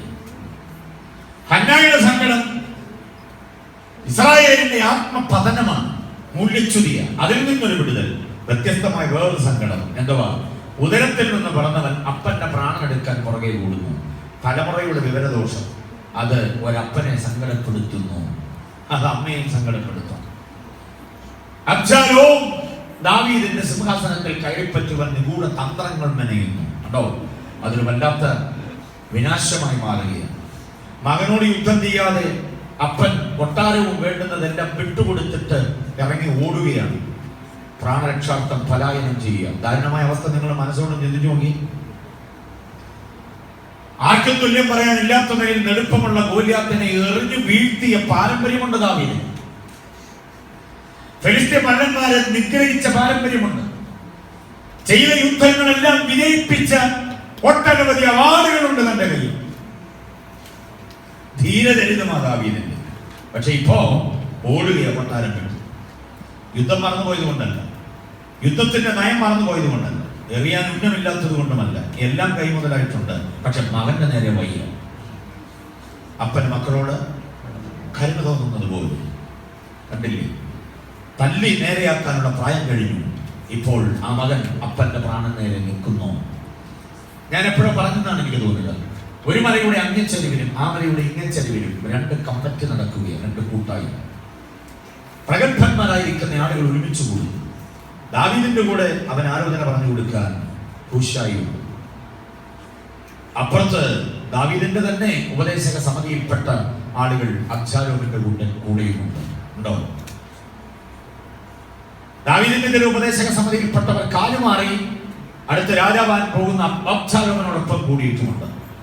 ഇത്രയും കാലം ദാവീദിന്റെ നിഴൽ പോലെ നടന്നിരുന്നവർ പുതിയ രാജാവായി രംഗപ്രവേശം ചെയ്യാൻ പോകുന്ന മകനൊപ്പം കൂടുമ്പോൾ അവർ അവരുടെ ഭാവിയെ സുസ്ഥിരമാക്കാൻ ശ്രമിക്കുകയാണ്. ദാവീദ് പരാജയപ്പെടുമെന്ന് അവർ ചിന്തിച്ചത്. ശ്രദ്ധിച്ചോളം, ആ ചരിത്രം വളരെ ഗംഭീരമായൊരു ഭാഗമാണ്. ദാവീദിനോടൊപ്പം ഇല്ലായ്മകളിലും വല്ലായ്മകളും കൂടെ നിന്നവരായിരുന്നു. ദാവീദ് അവർക്ക് വേണ്ടുന്നതെല്ലാം കൊടുത്തിട്ടുണ്ട്, മുടക്കിയിട്ടില്ല ഒന്നും. പക്ഷേ അബ്ശാലോം ഇപ്പോൾ പ്രബലമായി വന്ന് ദാവീദിനെ ഒതുക്കിയിട്ട് സിംഹാസനസ്ഥനാകാൻ ശ്രമിക്കുമ്പോൾ തങ്ങളുടെ ഭാവി അബ്ശാലോമിന്റെ കൂട്ടത്തിൽ നിർത്തിയാൽ നേരെയാകുമെന്ന് ചിന്തിച്ചു കുറെ പേർ അങ്ങോട്ട് മാറിയിട്ടുണ്ട്. അവരെല്ലാവരും കൂടി ആ മലയുടെ അങ്ങേച്ചെരുവിൽ യുദ്ധതന്ത്രം മെനയുന്നത്. അവർ പറഞ്ഞു, യുദ്ധം തുടങ്ങിയാൽ ഒരു കാര്യം ശ്രദ്ധിക്കണം. അബ്ശാലോമിനെ പറയുക, അവർ പറയുന്ന കാര്യങ്ങളെല്ലാം മൂളി മൂളി കേട്ടുകൊണ്ടിരിക്കുന്നു. ഒടുവിൽ ഒരു ബുദ്ധിമാൻ പറഞ്ഞു, പടയാളികളെ മുഴുവൻ കൊല്ലുന്നതിനകത്ത് നമുക്ക് നഷ്ടമേ ഉണ്ടാകൂ. അപ്പന്റെ കൂടെയുള്ള പടയാളികളെ ആരെയും കൊല്ലണ്ട, കാരണം ആ പടയാളികളെ നാളെ നമുക്ക് ഇവിടെ ഉപയോഗിക്കാം. അങ്ങനെ രാജാവായി കഴിയുമ്പോൾ ആ പടയാളികളെ നമുക്ക് കാലാൽപ്പടകളായി ഉപയോഗിക്കാം. പിന്നെന്താ നമ്മൾ ചെയ്യുക? അപ്പനെ മാത്രം തട്ടണം, ദാവീദിനെ മാത്രം കൊന്നുകളയണം. ഒരു വാചകം എഴുതിയിട്ടുണ്ട് എൻ്റെ താഴെ. ആ വാക്ക് അബ്ശാലോമിന് ബോധിച്ചു. ആ വാക്ക് അബ്ശാലോമിന് ബോധിച്ചു. നോക്കുക, ഉദരത്തിൽ നിന്ന് പുറപ്പെട്ടവന്റെ ഒരു പ്രതികരണം ഉണ്ടാകാം ആത്മീയ ജീവിതത്തിൽ. ഇങ്ങനെയുള്ള ചില നിലപാട് മകൻ അങ്ങനെ പ്രതികരിച്ചില്ലെങ്കിൽ, മകൾ അങ്ങനെ പ്രതികരിച്ചില്ലെങ്കിൽ കുടുംബത്തിൽ ആരെങ്കിലും ഒക്കെ ഉണ്ടാകും. മരുമകളുടെ പ്രതികരണമോ മരുമകന്റെ പ്രതികരണമൊക്കെ ഉണ്ടാകും. പ്രായം ഏറിക്കഴിയുമ്പോൾ ഇങ്ങനെയൊക്കെയുള്ളൊരു പ്രതികരണം ഒതുക്കിക്കളയുവാൻ, ഒടുക്കിക്കളയുവാൻ, മാറ്റിക്കളയുവാൻ, പ്രായമായവരെ കൊണ്ട് തള്ളുന്ന ഒരു പുരാവസ്തു കേന്ദ്രം കേരളത്തിൽ പ്രബലമായി വരുന്നുണ്ട്. അങ്ങും ഇങ്ങുമല്ല. ഓമന പേര് ഓൾഡ് ഏജ് ഹോം. കണ്ടോ? ഒട്ടനവധി വിദേശ രാജ്യങ്ങളിൽ ജീവിക്കുന്ന ഒട്ടനവധി വ്യക്തികളുടെ മാതാപിതാക്കൾ കഴിഞ്ഞുകൂടുന്ന ഒരു പ്രത്യേക ഇടം, വൃദ്ധസദനം. പോകണം അവിടെ. സങ്കടം തോന്നും. ഇന്നും യൗവനത്തിന്റെ പ്രസരിപ്പ് മുഖത്തു നിന്ന് വിട്ടുമാറിയിട്ടില്ലാത്ത, ആത്മീയതയുടെ പ്രകാശം നഷ്ടപ്പെട്ടിട്ടില്ലാത്ത ഒത്തിരി ഒത്തിരി ആളുകൾ അവിടെ കഴിയുക. അത്യാവശ്യത്തിന് റോഡിന്റെ ഓരം ചേർന്ന് നടന്ന് ഞാൻ അങ്ങോട്ട് പോകുമ്പോൾ ഒരു ഗേറ്റിൽ പിടിച്ചുകൊണ്ട് സുമുഖനായിരിക്കുന്ന ഒരപ്പച്ചൻ, നീണ്ട താടി, നരച്ച താടി, നരച്ച മുടി, എങ്കിലും ആ മുഖത്തൊരു നല്ല പ്രകാശം. ഞാനിന്ന് നോക്കിയപ്പോൾ ഗേറ്റിൽ ഇങ്ങനെ മുറുകെ പിടിച്ചിരുന്ന കൈ ഉയർത്തി ഹായ് എന്ന് പറഞ്ഞ് എന്നെ നോക്കി ചിരിച്ചു. ഒരു പരിചയമില്ല, എന്നെ നോക്കി ഇങ്ങനെ ചിരിച്ചു. എനിക്ക് മുൻപോട്ട് പോകാൻ പറ്റിയില്ല. ഞാൻ പതി അദ്ദേഹത്തിന്റെ അരികിലേക്ക് ഇരുന്നു. എന്താ ഇവിടെ നിൽക്കുന്നത്? ആരെ പ്രതീക്ഷിച്ച് നിൽക്കുക? വെറുതെ കാഴ്ചകൾ കാണാം, പോകുന്നവരെ കാണാം, സമയം പോകുമല്ലോ. ഞാൻ ചോദിച്ചു, വീട്ടിൽ ആരുണ്ട്? അയ്യോ, ഇതെന്റെ വീടല്ല. അപ്പോഴാണ് എനിക്ക് അകത്തോട്ട് നോക്കാൻ തോന്നിയത്. അകത്തോട്ട് നോക്കിയപ്പോൾ എഴുതി വച്ചിരിക്കുന്ന വടിവത്തെ അക്ഷരത്തിൽ വൃദ്ധസദനം. പേടിച്ചു പോയി. അപ്പൊ എന്റെ അടുത്ത ചോദ്യം, ആരാ ഇവിടെ കഴിയുന്നത്? ആരെ കാണാൻ വന്നതാ? അപ്പൊ അദ്ദേഹം പറഞ്ഞു, ഞാനിവിടുത്തെ അന്തേവാസിയാണ്. അത്രയ്ക്ക് പ്രകാശം മുഖത്ത് ചൊരിയുന്ന ആ മനുഷ്യനെ അവിടുത്തെ അന്തേവാസിയാണെന്ന് അറിഞ്ഞപ്പോ എനിക്ക് പിന്നെയും പിന്നെ അദ്ദേഹത്തോട് അടുക്കാൻ തോന്നി. ഞാൻ ചേർന്നെന്ന് ചോദിച്ചു, എന്താ ഇവിടെ? മക്കളാരും ഇവിടെ? മക്കളുണ്ട്, 4 പേരുണ്ട്. ഞാൻ ചോദിച്ചു, അവരെവിടെയാ? ഓരോരുത്തരും ഓരോരോ രാജ്യങ്ങളിലാണ്. ഇളയ മകൾ 6 മാസത്തിന് മുമ്പ് ജർമ്മനിയിൽ നിന്ന് വന്നിട്ട് കുടുംബത്തിൽ ഞാൻ ഒറ്റയ്ക്ക് താമസിക്കുകയായിരുന്നു. വല്ലപ്പോഴും വന്നു പോകുന്നൊരു വേലക്കാരി വെച്ച് വിളമ്പി തരും വല്ലതും. പക്ഷെ 6 മാസം കഴിഞ്ഞപ്പോൾ, 6 മാസത്തിന് മുമ്പ് മകൾ വന്നു. ഒരു ഡോക്ടറെ കാണിക്കാനാണെന്ന് പറഞ്ഞ് എന്നെ കൊണ്ടുവന്നതാണ്. ഞാൻ കാറിൽ നിന്ന് ഇതിന്റെ മുറ്റത്ത് ഇറങ്ങുമ്പോൾ ഇതൊരു ഹോസ്പിറ്റലാണെന്നാണ് ഞാൻ ധരിച്ചത്. ഡോക്ടർ ഇവിടെ താമസിക്കുന്നുണ്ടെന്ന് പറഞ്ഞ് എന്നെ ഇവിടെ കൊണ്ടുവന്നു. ഒരു സുമുഖനായ ചെറുപ്പക്കാരൻ വന്ന് എന്നെ കണ്ട് വിഷയം എന്നെ അവിടെ പിടിച്ചിരുത്തി. മോൾ അകത്ത് കയറി അദ്ദേഹത്തോട് എന്തോ സംസാരിച്ചു. എന്നിട്ട് അവൾ പെട്ടെന്ന് ഇറങ്ങി വന്നിട്ട് എന്നോട് പറഞ്ഞു, ഡോക്ടർ ഒരു മരുന്ന് കുറിച്ച് തന്നിട്ടുണ്ട് പപ്പ, ഞാനത് വാങ്ങിച്ചുകൊണ്ട് വരാം എന്ന് പറഞ്ഞിട്ട് അവൾ കാറ് വിട്ടുപോയി. ഇപ്പൊ 6 മാസമായി, ഇതുവരെ വന്നിട്ടില്ലെന്ന് മോൾ. ചിരിച്ചുകൊണ്ട് അദ്ദേഹം പറയുന്നു. എന്റെ മുഖത്തൊന്ന് കണ്ണെടുത്തിട്ട് എങ്ങോട്ടുണ്ടോ നോക്കിയിട്ട് അദ്ദേഹം പറഞ്ഞു, 6 മാസമായി മോള് പോയിട്ട് ഇതുവരെ വന്നിട്ടില്ല. ഫലിത രൂപേണ നർമ്മരസം പ്രധാനമായി ഒരു ഡയലോഗും കൂടെ അദ്ദേഹം കൂട്ടിച്ചേർത്തപ്പോൾ ചിരിക്കാൻ തോന്നിയില്ല, പൊട്ടിക്കരയാൻ തോന്നി. 6 മാസമായി അവൾ വന്നിട്ടില്ലെന്ന് പറഞ്ഞിട്ട് അദ്ദേഹം പറയുന്നു, മരുന്ന് കിട്ടാനാണോ എന്തോ, എന്റെ മോൾ ഇതുവരെ വന്നിട്ടില്ല. ഒരു നോവൽ വായിക്കുന്ന പോലെ എനിക്ക് തോന്നി, ഒരു കഥ വായിക്കുന്ന പ്രതീതി പോലെ എനിക്ക് തോന്നി. സ്വപ്നമാണോ എന്നറിയാതെ ഞാൻ അമ്പരന്ന് പോയി. ഞാൻ ആ കരത്തെ ചേർത്ത് പിടിച്ചു. കണ്ണിലേക്ക് നോക്കുമ്പോൾ ജലകണികകൾ അടർന്നടർന്ന് വീഴുകയായിരുന്നു. ടാപ്പിൽ നിന്ന് വെള്ളം തുറന്നു വിട്ട പോലും. ഞങ്ങൾക്ക് രണ്ടുപേർക്കും ഇടയിൽ ഒരു കനത്ത ഗേറ്റ്. ഞാൻ ചേർന്നൊന്ന് ചോദിച്ചു, ആൺകുട്ടികളില്ലേ? ഉണ്ട്, അവർക്ക് വിദേശ രാജ്യങ്ങളിൽ. അവർക്കാർക്കും എന്നെ വേണ്ട. എൻ്റെ എല്ലാമായിരുന്നവൾ 4 വർഷത്തിന് മുൻപ് എന്നെ വിട്ടുപോയി. ഇനി എങ്ങനെങ്കിലും അവരുടെ അടുക്കൽ ചെന്നാൽ മതി എനിക്ക്. ഞാൻ ചോദിച്ചു, ഇവിടെ എങ്ങനെയുണ്ട്? സുഖമാ, കുഴപ്പമില്ല. എന്നെ പോലെ ഇവിടെ കൊണ്ടാക്കി വെക്കപ്പെട്ട ഒത്തിരി പേരോടുണ്ട്. ഞങ്ങളെല്ലാവരും ഇങ്ങനെ സന്തോഷമായി കഴിയും. പിന്നെ സന്ധ്യയ്ക്ക് ഞാൻ ഇവിടെ വന്ന് ഇങ്ങനെ നിൽക്കും. കുറെ പേര് അങ്ങോട്ടും ഇങ്ങോട്ടൊക്കെ പോകുന്നത് കാണാം. പിന്നെ ഇന്നും സന്ധ്യയിൽ ഞാൻ അദ്ദേഹത്തെ കാണാൻ പോകാൻ പതിവുണ്ടായിരുന്നു. ഒന്നും കൊടുത്താൽ വാങ്ങില്ല അദ്ദേഹം. പക്ഷേ അല്പസമയം എൻ്റെ സാന്നിധ്യം അദ്ദേഹം കുറിച്ചു. അല്പം വൈകിപ്പോയാൽ അദ്ദേഹം പറയും, ഓ, ഞാൻ ഓർത്ത് ഇന്ന് വരില്ലായിരിക്കും. എന്നെ പ്രതീക്ഷിക്കുന്നു ആ മനുഷ്യൻ. ജീവിതത്തിൽ ഒരിക്കലും മറക്കാനാവാത്തൊരു അനുഭവമാണ് ഞാൻ ഈ പറയുന്നത്. വിഭാവന ചെയ്തൊരു കഥ പറയുകയല്ല, ഞാൻ അനുഭവിച്ചൊരു യാഥാർത്ഥ്യം പറയുകയാണ്. അപ്പനെ തട്ടിക്കളയാം എന്ന് പറഞ്ഞപ്പോൾ ബോധിച്ച ഒരു മകൻ ഇന്നിന്റെ മാത്രം ഒരു ദുരന്തമല്ല, അത് എത്രയോ കാലങ്ങളായി മനുഷ്യ ചരിത്രത്തോളം പഴക്കമുള്ള ഒന്ന് തന്നെയാണ്. മാതാപിതാക്കളോട് നമ്മുടെ പ്രതിബദ്ധത എന്താ? അവരോടുള്ള നമ്മുടെ ഉത്തരവാദിത്വം എന്താ? അവരോടുള്ള നമ്മുടേതായിരിക്കുന്ന ബന്ധത്തിന്റെ ആഴമെത്രയാ ചിന്തിച്ചു കൊള്ളണം. യാതൊരു തരത്തിലും അവരെ അംഗീകരിക്കാൻ പറ്റുന്നില്ല എന്നൊക്കെയുള്ള ആ എന്നെ കൊണ്ട് പറ്റില്ല, അവർ നോക്കട്ടെ, ഇവർ നോക്കട്ടെ എന്നൊക്കെ പറഞ്ഞ് കൈമാറി വരുമ്പോൾ ആർക്കും പറ്റാതെ വന്നാൽ ഒടുവിൽ അവർ തെരുവിലേക്ക് ഇറങ്ങുന്നു. ജീവിതമായിരിക്കുന്ന സ്ഥാപനങ്ങൾ അവർക്കായി കാത്തിരിക്കുന്നു. ജർമ്മനിയിലെ മകൾ കാശ് കൊടുക്കുന്നുണ്ടാകാം, ആൺകുട്ടികൾ കാശ് കൊടുക്കുന്നുണ്ടാകാം, അവിടെ എല്ലാം കിട്ടും. പക്ഷേ മക്കളുടെ സാന്നിധ്യമില്ലാതെ കണ്ണു നിറയ്ക്കുന്ന ആ വൃദ്ധ ജനതയുടെ അവസ്ഥയെന്ന് ആലോചിച്ച് ഞാൻ പറഞ്ഞു വരുന്നത് ദാവീദിന്റെ ദുഃഖമാണ്. എന്റെ മകൻ, എന്റെ ഉദരത്തിൽ നിന്ന് പുറപ്പെട്ടവൻ. ഓ, ദാവീദിന്റെ പ്രയോഗം കണ്ടോ? എനിക്ക് വരുത്തുന്ന സങ്കടം ഓർക്കുമ്പോ എന്റെ ഗോത്രത്തിൽ പോലും പെടാത്ത അന്യ ഒരുത്തൻ നീയാ പോ എന്ന് പറഞ്ഞ് എന്റെ വഴിത്താറിൽ വന്നു നിന്നുകൊണ്ട് എന്നെ പുലഭ്യം പറയുന്നത് അത് വലിയ ആശ്ചര്യമൊന്നുമല്ല. അബീശായി, നീ അടങ്ങ്. സംഭവം അറിയാമോ നിങ്ങൾക്ക്? ദാവീദ് നടന്നുകൊണ്ട് പോകുമ്പോൾ ശിമയി എന്ന് പറയുന്ന ഒരുവൻ, അതും ദാവീദിന്റെ മറവറ്റ് നടന്നവനായി, ദാവീദിന്റെ ലോട് കഴിച്ച് വളർന്നു വന്നവനാണ്, ദാവീദിന്റെ സംരക്ഷണയിൽ നിലകൊണ്ടവനാണ്. പക്ഷേ അബ്ശാലോമിനോട് ചെറിയൊരു പറ്റുമാനം ഉണ്ടായപ്പോ ദാവീദിനെ മറന്നിട്ട് അവൻ ദാവീദിനെ അപഹസിക്കുന്നു. അബ്ശാലോമിന് രാജാധിപത്യം വിട്ടുകൊടുക്കാതെ ഇപ്പോഴും പിടിച്ചു വെച്ചുകൊണ്ടിരിക്കുന്നു. നീ ഒരു നീലനാ, പോ എന്ന് പറഞ്ഞ് ആക്ഷേപിക്കുന്നു. ഇത് കേട്ടപ്പോൾ ദാവീദിനോട് ആത്മാർത്ഥതയുള്ള ഒരുവൻ അബീശായി അവൻ പറഞ്ഞു, മഹാരാജ ഒറ്റ വാക്കെടുപ്പിച്ച ഇവനെ ഞാൻ വെട്ടി തുണ്ടമാക്കിയേക്കാന്ന് പറഞ്ഞു. എന്റെ യജമാനെ നിന്ദിക്കുന്ന ഇവനെ വെച്ചേക്കത്തില്ലെന്ന്. അബീശായിയുടെ ആത്മാർത്ഥതയുടെ ആ ഒരു വല്ലാത്തൊരു അവസ്ഥയുടെ മുമ്പിൽ ദാവീദ് അവനെ ശകാരിച്ചുകൊണ്ട്, അവനെ പ്രതിരോധിച്ചുകൊണ്ട് പറയുക, നോ, അരുത്, നീ ഒന്നും ചെയ്യരുത്.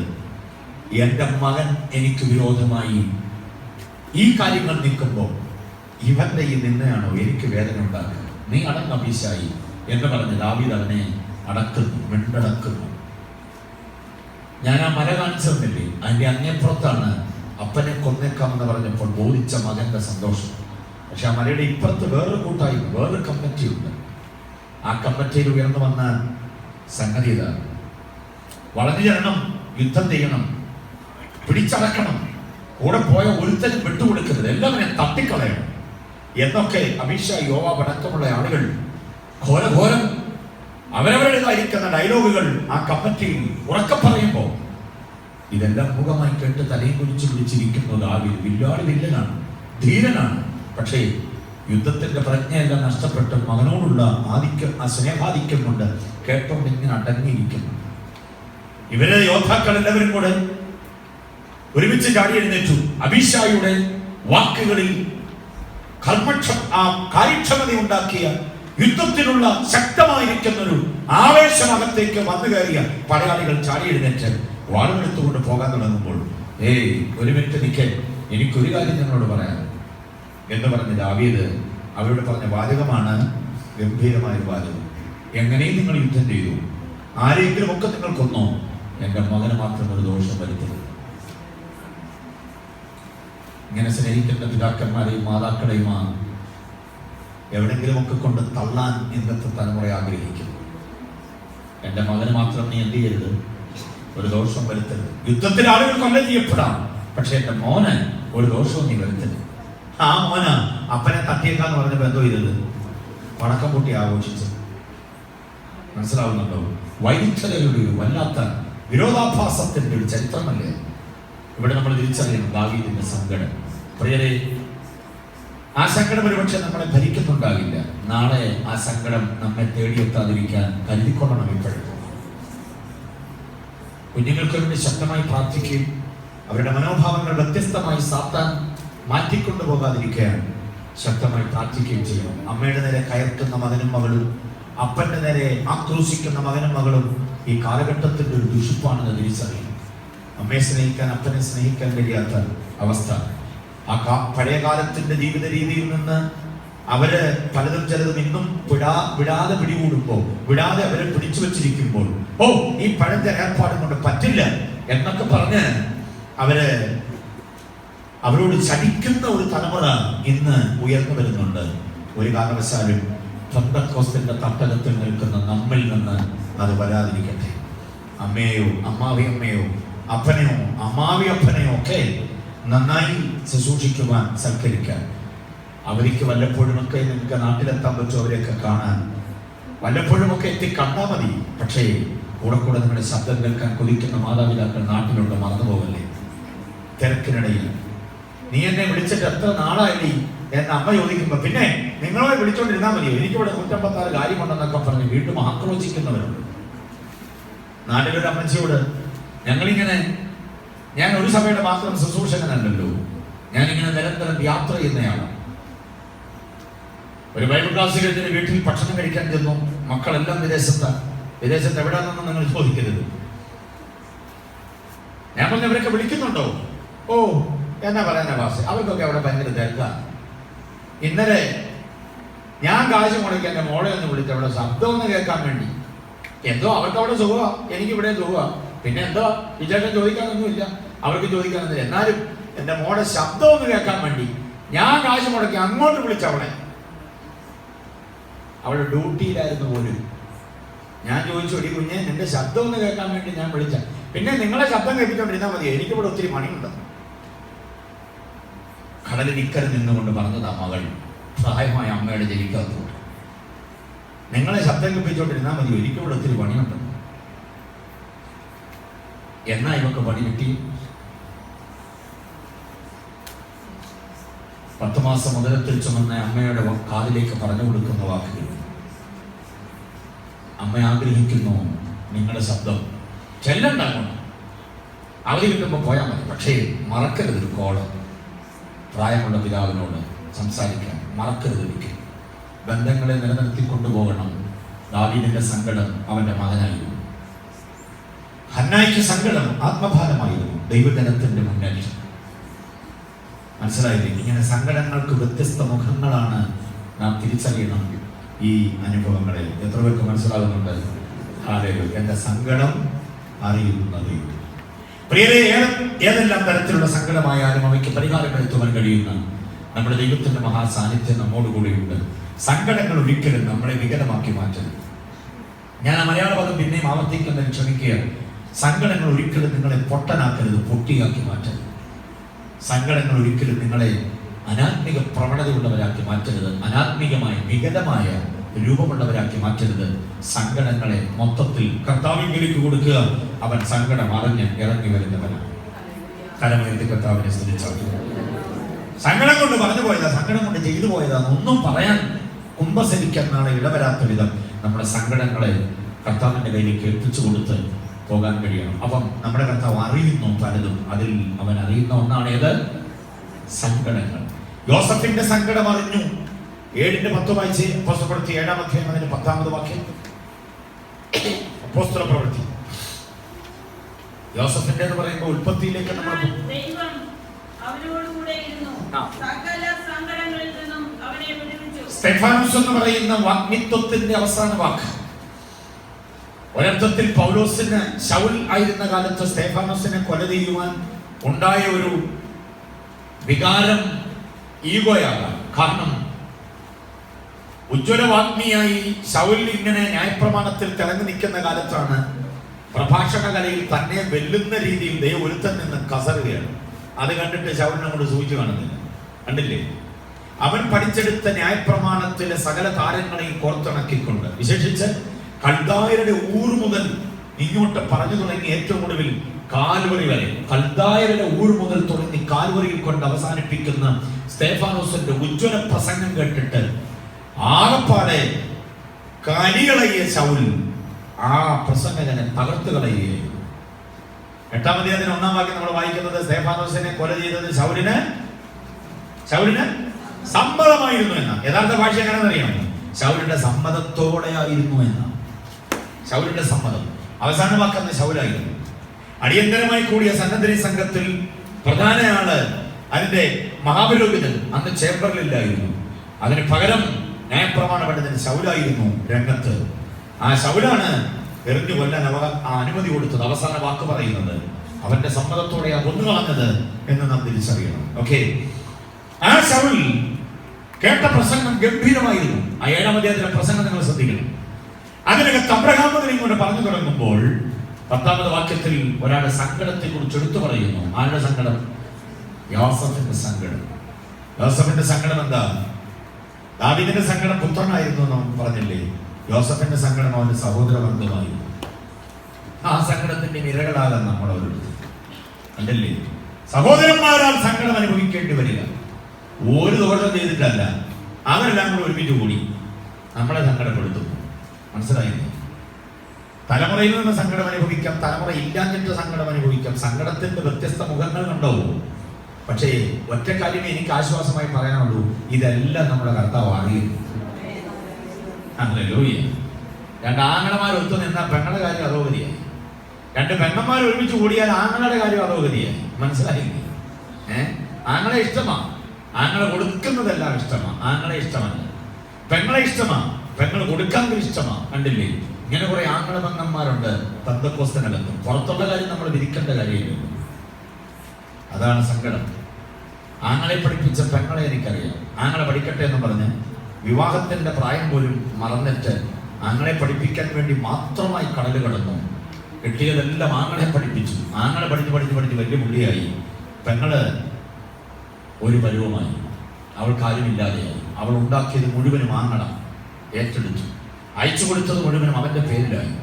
ഒടുവിൽ രോഗിയായി പെങ്ങൾ തിരിച്ചു വരുമ്പോൾ അവൾക്ക് കയറിക്കിടക്കാൻ ഒരു തുണ്ട് ഭൂമി പോലും അവൾക്ക് സ്വന്തമായിട്ടില്ല. ആങ്ങളയുടെ ഭാര്യ ഉണ്ടല്ലോ, നാത്തൂൻ എന്നും പറഞ്ഞൊരു ജീവിയുണ്ടല്ലോ. പെന്തക്കോസ്തിനകത്തും നാത്തൂനായി കഴിഞ്ഞാൽ, അമ്മാവിയമ്മയായി കഴിഞ്ഞാൽ പ്രകൃതം മാറുന്ന ചില ആളുകളുണ്ട്. മുമ്പേ ഞാൻ പറഞ്ഞ പൊട്ടിയെ പോലെ തരം താഴുന്ന ചില ആളുകളുണ്ട്. ഈ പെങ്ങളുടെ അധ്വാനമാണ് ആ ഉയർന്ന വീടും ആ പറമ്പുമല്ല. പക്ഷേ പെങ്ങൾ അതിനകത്ത് ഒരു അന്തേവാസിയായി കഴിയേണ്ടി വരുമ്പോൾ എന്ത് ചെയ്യാൻ പറ്റും? ഇന്ന സഹോദരി ആരുടെയോ ഹൗസ് മെയ്ഡായി ജോലി ചെയ്യുന്നു. ഗൾഫിൽ ജോലി ചെയ്ത് കാശുണ്ടാക്കി ആങ്ങളയ്ക്ക് വീടും പറമ്പും എല്ലാം ഉണ്ടാക്കി കൊടുത്തവൾ ജീവിക്കാൻ വേണ്ടി ആരുടെയോ ഹൗസ് മെയ്ഡായി ജോലി ചെയ്യുന്നു. സംഭവങ്ങൾ ഒത്തിരി ഉണ്ട് പ്രിയതേ. ഇവിടെ യോസഫിന്റെ സങ്കടം അവന്റെ സഹോദരന്മാരാണ്. സഹോദരന്മാർ അവനെ സങ്കടപ്പെടുത്തി. സഹോദരന്മാരുടെ സങ്കടം താങ്ങാൻ കഴിയുന്നതിൽ അധികമായിരുന്നു. കുഴിയിലകപ്പെടുത്തി, വിറ്റ് കാശാക്കി. അത് കഴിയുമ്പോൾ അവന്റെ സങ്കടം വേറൊന്ന് കാത്തിരിക്കുന്നു. ചെയ്യാത്ത കുറ്റത്തിന്റെ കുണ്ടറയിൽ അടയ്ക്കപ്പെടേണ്ടി വരും. ഉണ്ടോ? നീ ഒരു എബ്രായദാസനെ കൊണ്ടുവന്നു എന്നെ ഹാസ്യമാക്കാൻ. കണ്ടില്ലേ അവളുടെ ഒരു ഡയലോഗ്? അതും യോസഫിനെ സങ്കടപ്പെടുത്തി. പിന്നെയും ഒരു സങ്കടം ബാക്കിയാകുക. തന്റെ കൂടെ ഉണ്ടായിരുന്ന സഹതടവുകാർ ഓരോരുത്തരും രക്ഷപ്പെട്ടു പോകുന്നു. ഒരുത്തനെ തൂക്കിക്കൊന്നു കളഞ്ഞു. മറ്റവനെ തൽസ്ഥാനത്തേക്ക് നിയമിക്കുവാൻ അവനെ ഇറക്കിക്കൊണ്ടു പോകുമ്പോൾ കെട്ടിപ്പിടിച്ച് പൊട്ടിക്കരഞ്ഞു. പോകാൻ നേരത്തെ അവനൊരു ഡയലോഗ് പറഞ്ഞു, ദേ ഞാൻ ചെയ്യാത്ത കുറ്റത്തിന് എവിടെ കിടക്കുന്നെന്നുള്ള കാര്യം അറിയാമല്ലോ. അതുകൊണ്ട് സാർ അവിടെ ചെന്നിട്ട് ദയവേത് എന്നെ ഇവിടെ നിന്ന് ഇറക്കിക്കൊണ്ടു പോകാൻ വല്ല പഴുതുമുണ്ടെങ്കിൽ ഒന്ന് ചെയ്യണേ എന്ന് പറഞ്ഞിരുന്നു. അധ്യായത്തിന്റെ അവസാന വാക്യം നിങ്ങൾ വായിച്ചു നോക്കണം. 41 ഇങ്ങനെ ഡയലോഗ് എഴുതിയിട്ടുണ്ട്. എന്ന് പാനപാത്രവാവ് യോസഫിനെ മറന്നു കളഞ്ഞു. ഓർക്കാതെ മറന്നു കളഞ്ഞു. നന്മ ചെയ്തവരെയൊക്കെ ഓർക്കാതെ മറന്നു കളയുന്നതിന്റെ സങ്കടം ഭയങ്കരമാണ്. എന്നാലും എന്നെ മറന്നല്ലോ എന്നൊരു ചിന്തയാ. ആ ഒരു സങ്കടം അകത്ത് ഇപ്പോഴും കിടക്കുന്നത്. എന്നെ മറന്നല്ലോ എൻ്റെ കുഞ്ഞാങ്ങള്, എന്നെ മറന്നല്ലോ എൻ്റെ അനിയത്തി, എന്നെ മറന്നല്ലോ എൻ്റെ ചേട്ടത്തി, എന്നെ മറന്നല്ലോ എൻ്റെ വീട്ടുകാർ എന്നൊക്കെ ചിന്തിക്കേണ്ടി വരുന്ന അവസ്ഥ പരമദയനീയമാണ്. ഓർത്തോനെ നമ്മൾ. അപ്പം സങ്കടം യോസഫിൻ്റെത് ഇങ്ങനെയാണ്. എന്നാലും സ്തേഫാനോസിന് കിട്ടിയൊരു ഭാഷ്യം, സ്തേഫാനോസിന് കിട്ടിയൊരു വെളിപ്പാട് അവൻ ഉജ്ജ്വലമായി പ്രഘോഷിക്കുന്നുണ്ട്. എന്താ? യോസഫിന്റെ സങ്കടങ്ങളിൽ ആരുണ്ടായിരുന്നു കൂടെ? ദൈവം അവനോട് കൂടെ. ദൈവം അവനോട് കൂടെ. യോസഫിന്റെ ജീവിതവുമായി ബന്ധപ്പെട്ട 5 പ്രാവശ്യം പറയുന്നുണ്ട് ദൈവം അവനോട് കൂടെ. ദൈവം അവനോട് കൂടെ. ദൈവം അവനോട് കൂടെ ഉണ്ടായിരുന്നു എന്നത് അറിഞ്ഞതുകൊണ്ട് പൊത്തിഫറിന് അവനോട് താല്പര്യം തോന്നി. കണ്ടോ? ദൈവം അവനോട് കൂടെ ഉണ്ട് എന്നറിഞ്ഞിട്ട് കാരാഗ്രഹം പ്രമാണിക്കാൻ അവനോട് പ്രത്യേക താല്പര്യം തോന്നി. ദൈവം അവനോട് കൂടെ ഉണ്ട്, ദൈവം ഇവനോട് കൂടെ ഉള്ളതിനാൽ എന്ന് രാജാവ് പിന്നെ പറയുന്നുണ്ട് അവനോട്. അങ്ങനെ 5 പ്രാവശ്യം നമുക്ക് കാണാൻ കഴിയുന്ന ഒരു ഡയലോഗാണ് ദൈവം അവനോട് കൂടെ, ദൈവം അവനോട് കൂടെ. എത്ര പേർക്ക് ഉറപ്പുണ്ട് ദൈവം നമ്മോട് കൂടെ? ദൈവം നമ്മോട് കൂടെ ഉണ്ടെന്ന് ഉറപ്പുണ്ടെങ്കിൽ സങ്കടങ്ങളെ അവൻ കൈകാര്യം ചെയ്യുന്നു. കരമേറി കർത്താവിനെ സ്തുതിച്ചു. ഏത് തരത്തിലുള്ള സങ്കടവുമായിട്ടാണ് ഇന്ന് ദൈവസ്ഥാനത്തിൽ വന്ന് മുട്ടുകുത്തിയിരിക്കുന്നത്? ഏത് തരത്തിലുള്ള സങ്കടമാണ് നമ്മളെ അലട്ടുന്നത്? ഈ സങ്കടങ്ങൾക്ക് ശാശ്വത പരിഹാരം തരുവാൻ കഴിയുന്ന ഒരുവൻ നമ്മോട് കൂടെയുണ്ട്. ആദ്യം ഞാൻ പറഞ്ഞത് അവൻ ഇറങ്ങി വന്നിരിക്കുന്നു. ഇറങ്ങി വന്നവൻ നമ്മോട് കൂടെ ഉണ്ട്. മറക്കരുത് ഒരിക്കലും. Price the Lord. ഒറ്റ വാക്യം കൂടെ വായിച്ച് നമുക്ക് പ്രാർത്ഥനയ്ക്ക് വേണ്ടി സമയത്ത് വേർതിരിക്കാം, ആരാധിക്കാൻ സമയം വേർതിരിക്കാം. ആവർത്തന പുസ്തകം വായിച്ച് 7-ാം അധ്യായം, 2-ാം അധ്യായം അതിന്റെ 7-ാമത് വാക്യം. ആവർത്തന പുസ്തകം 2-ന്റെ 7-ാമത് വാക്യം ഗൾഫ് ദൈവമക്കൾ അറിയേണ്ട ഒരു വാക്യം തന്നെയാണത്. ആവർത്തന പുസ്തകം 2-ാം അധ്യായം 7-ാമത് വാക്യം.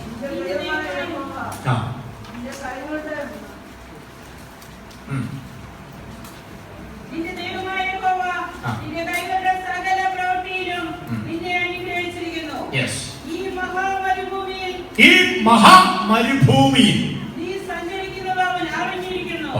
മറക്കരുത്. ഗൾഫിൽ താമസിക്കുന്ന ഒറ്റ വിശ്വാസി മറക്കരുത് ഈ സംഭവം, ഈ വാക്യം 2-ന്റെ 7-ാമത് വാക്യം. നിന്റെ ദൈവമായ യഹോവ നിന്റെ കൈയുടെ പ്രവൃത്തി എന്തോ ചെയ്തിരിക്കുന്നു? എന്നെ അനുഗ്രഹിച്ചു. നല്ല ജോലി, നല്ല ഭവനം, നല്ല സംവിധാനം, ഇതൊക്കെ തന്ന് ദൈവം അനുഗ്രഹിച്ചിരിക്കും. ഇവിടെ പാർക്കാൻ അവസരം, നാട്ടിൽ വേണ്ടുന്ന ക്രമീകരണങ്ങൾ ചെയ്തുകൊണ്ടിരിക്കുന്നു, ചെയ്തു തീർത്തുകൊണ്ടിരിക്കുന്നു. ചിലര് ചെയ്തു തീർത്തു കഴിഞ്ഞു, ചിലര് പൂർത്തീകരണത്തിലേക്ക് വന്നുകൊണ്ടിരിക്കുന്നു. എന്തെങ്കിലുമൊക്കെ ചെയ്യണമെന്ന് ആഗ്രഹം ദൈവം തന്ന് അതിന്റെ കാര്യങ്ങൾ ചെയ്തുകൊണ്ടിരിക്കുന്നു. ദൈവം നിങ്ങളുടെ കൈകളുടെ പ്രവൃത്തിയെ സാധ്യമാക്കും. എത്ര പേർക്ക് വിശ്വാസമുണ്ട്? സാധ്യമാക്കും. അവിചാരിതമായിട്ട് ഇവിടെ വന്നതല്ല, കർത്താവ് കൊണ്ടുവന്നത്. ചില കാര്യസാധ്യതകളുടെ ഉദ്ദേശം ദൈവത്തിനുണ്ട്. അടുത്ത ഡയലോഗ് നോക്കണം. ഈ മഹാമരുഭൂമി വായിച്ചേ. ഈ മഹാമരുഭൂമി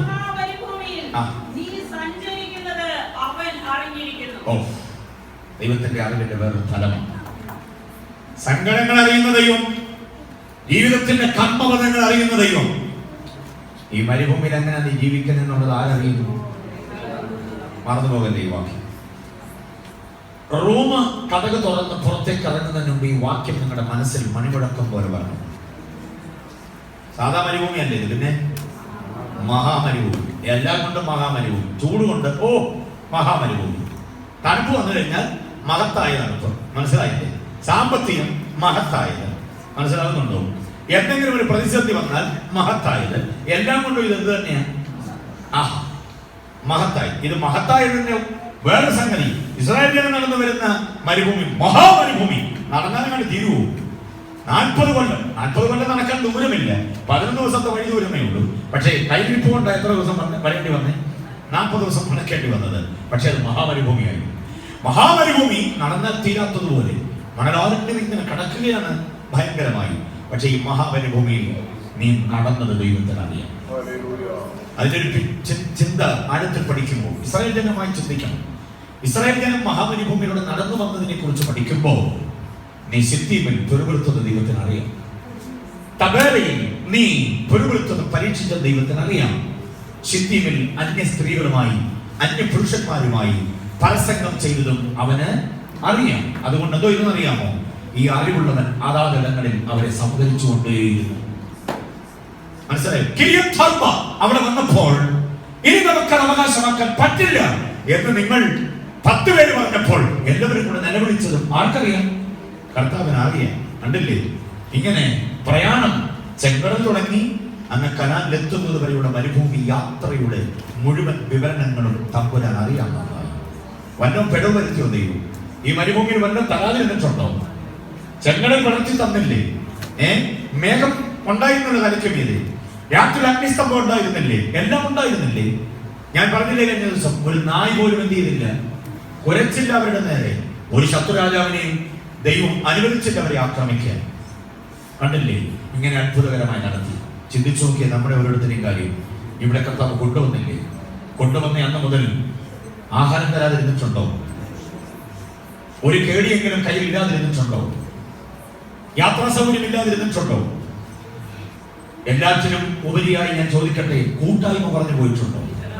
ദൈവമക്കളുടെ സാന്നിധ്യമില്ലാതിരുന്നിട്ടുണ്ടോ? ദൈവദാസന്മാര് ആഗ്രഹിച്ചവരൊക്കെ വന്നിട്ടില്ലേ? ഇവിടെ വേദിയിൽ നിന്ന് മുഴങ്ങിക്കട്ട ദൈവോധനത്തിന്റെ ചിന്തകൾ എത്ര വലുതായിരുന്നു. നീ സഞ്ചരിക്കുന്നത് അവൻ അറിയുന്നു. കർത്താവിനറിയാതെ ഒരു വഴിയും ഉണ്ടാകും. കർത്താവിന്റെ കണ്ണുകൾ കാണുന്നുണ്ട് ഈ മരുഭൂമിയിൽ എന്റെ യാത്ര എന്ന് തിരിച്ചറിയണം. 2:7 മറക്കല്ലേ ആ വാക്യം. 2:7 ആവർത്തനം. Deuteronomy 2:7 D2:7 ആ സമവാക്യം മറന്നു പോകരുത്. D2:7 എന്ന് പറഞ്ഞാൽ എന്താ?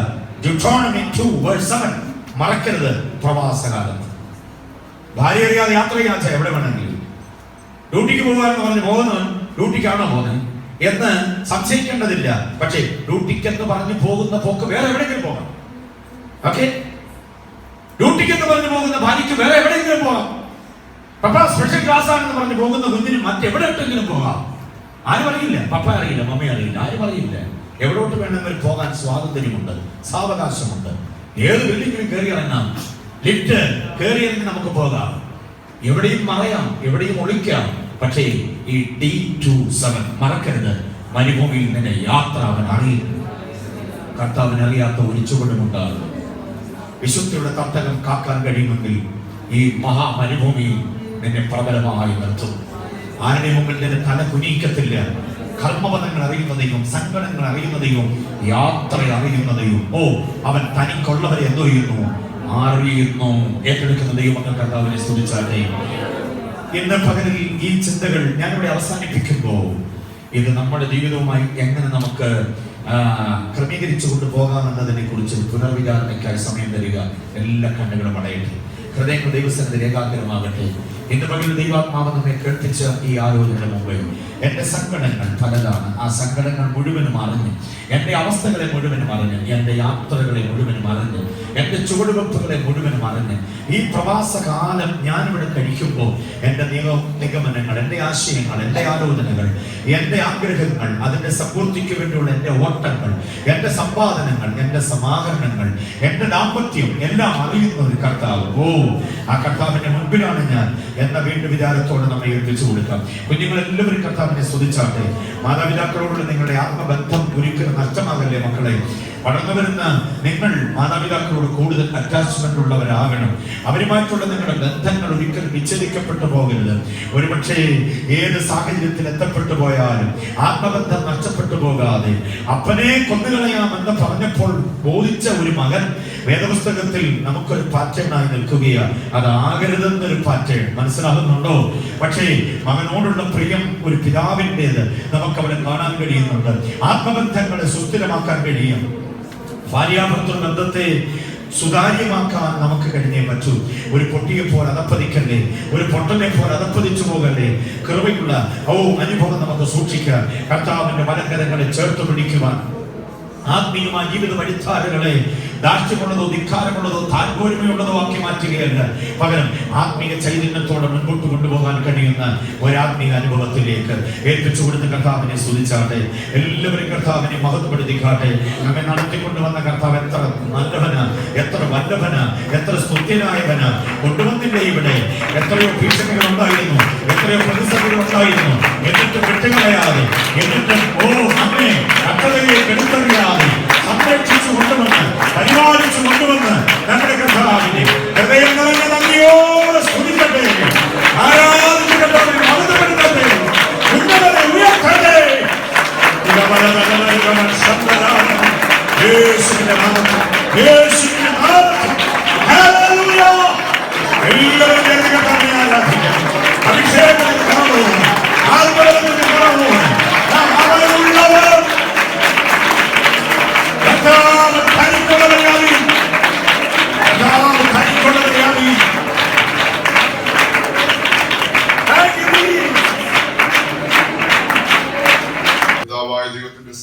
പുത്രനായ യേശുക്രിസ്തുവിന്റെ കൃപയും പരിശുദ്ധാത്മാവിന്റെ കൂട്ടായ്മയും കാവൽ സഹവാസവും നാം പ്രാർത്ഥിച്ച എല്ലാ കാര്യങ്ങളോടും നമ്മുടെ കർത്താവിന്റെ മടങ്ങി വരവരെ ഉണ്ടായിരിക്കുമാറാകട്ടെ.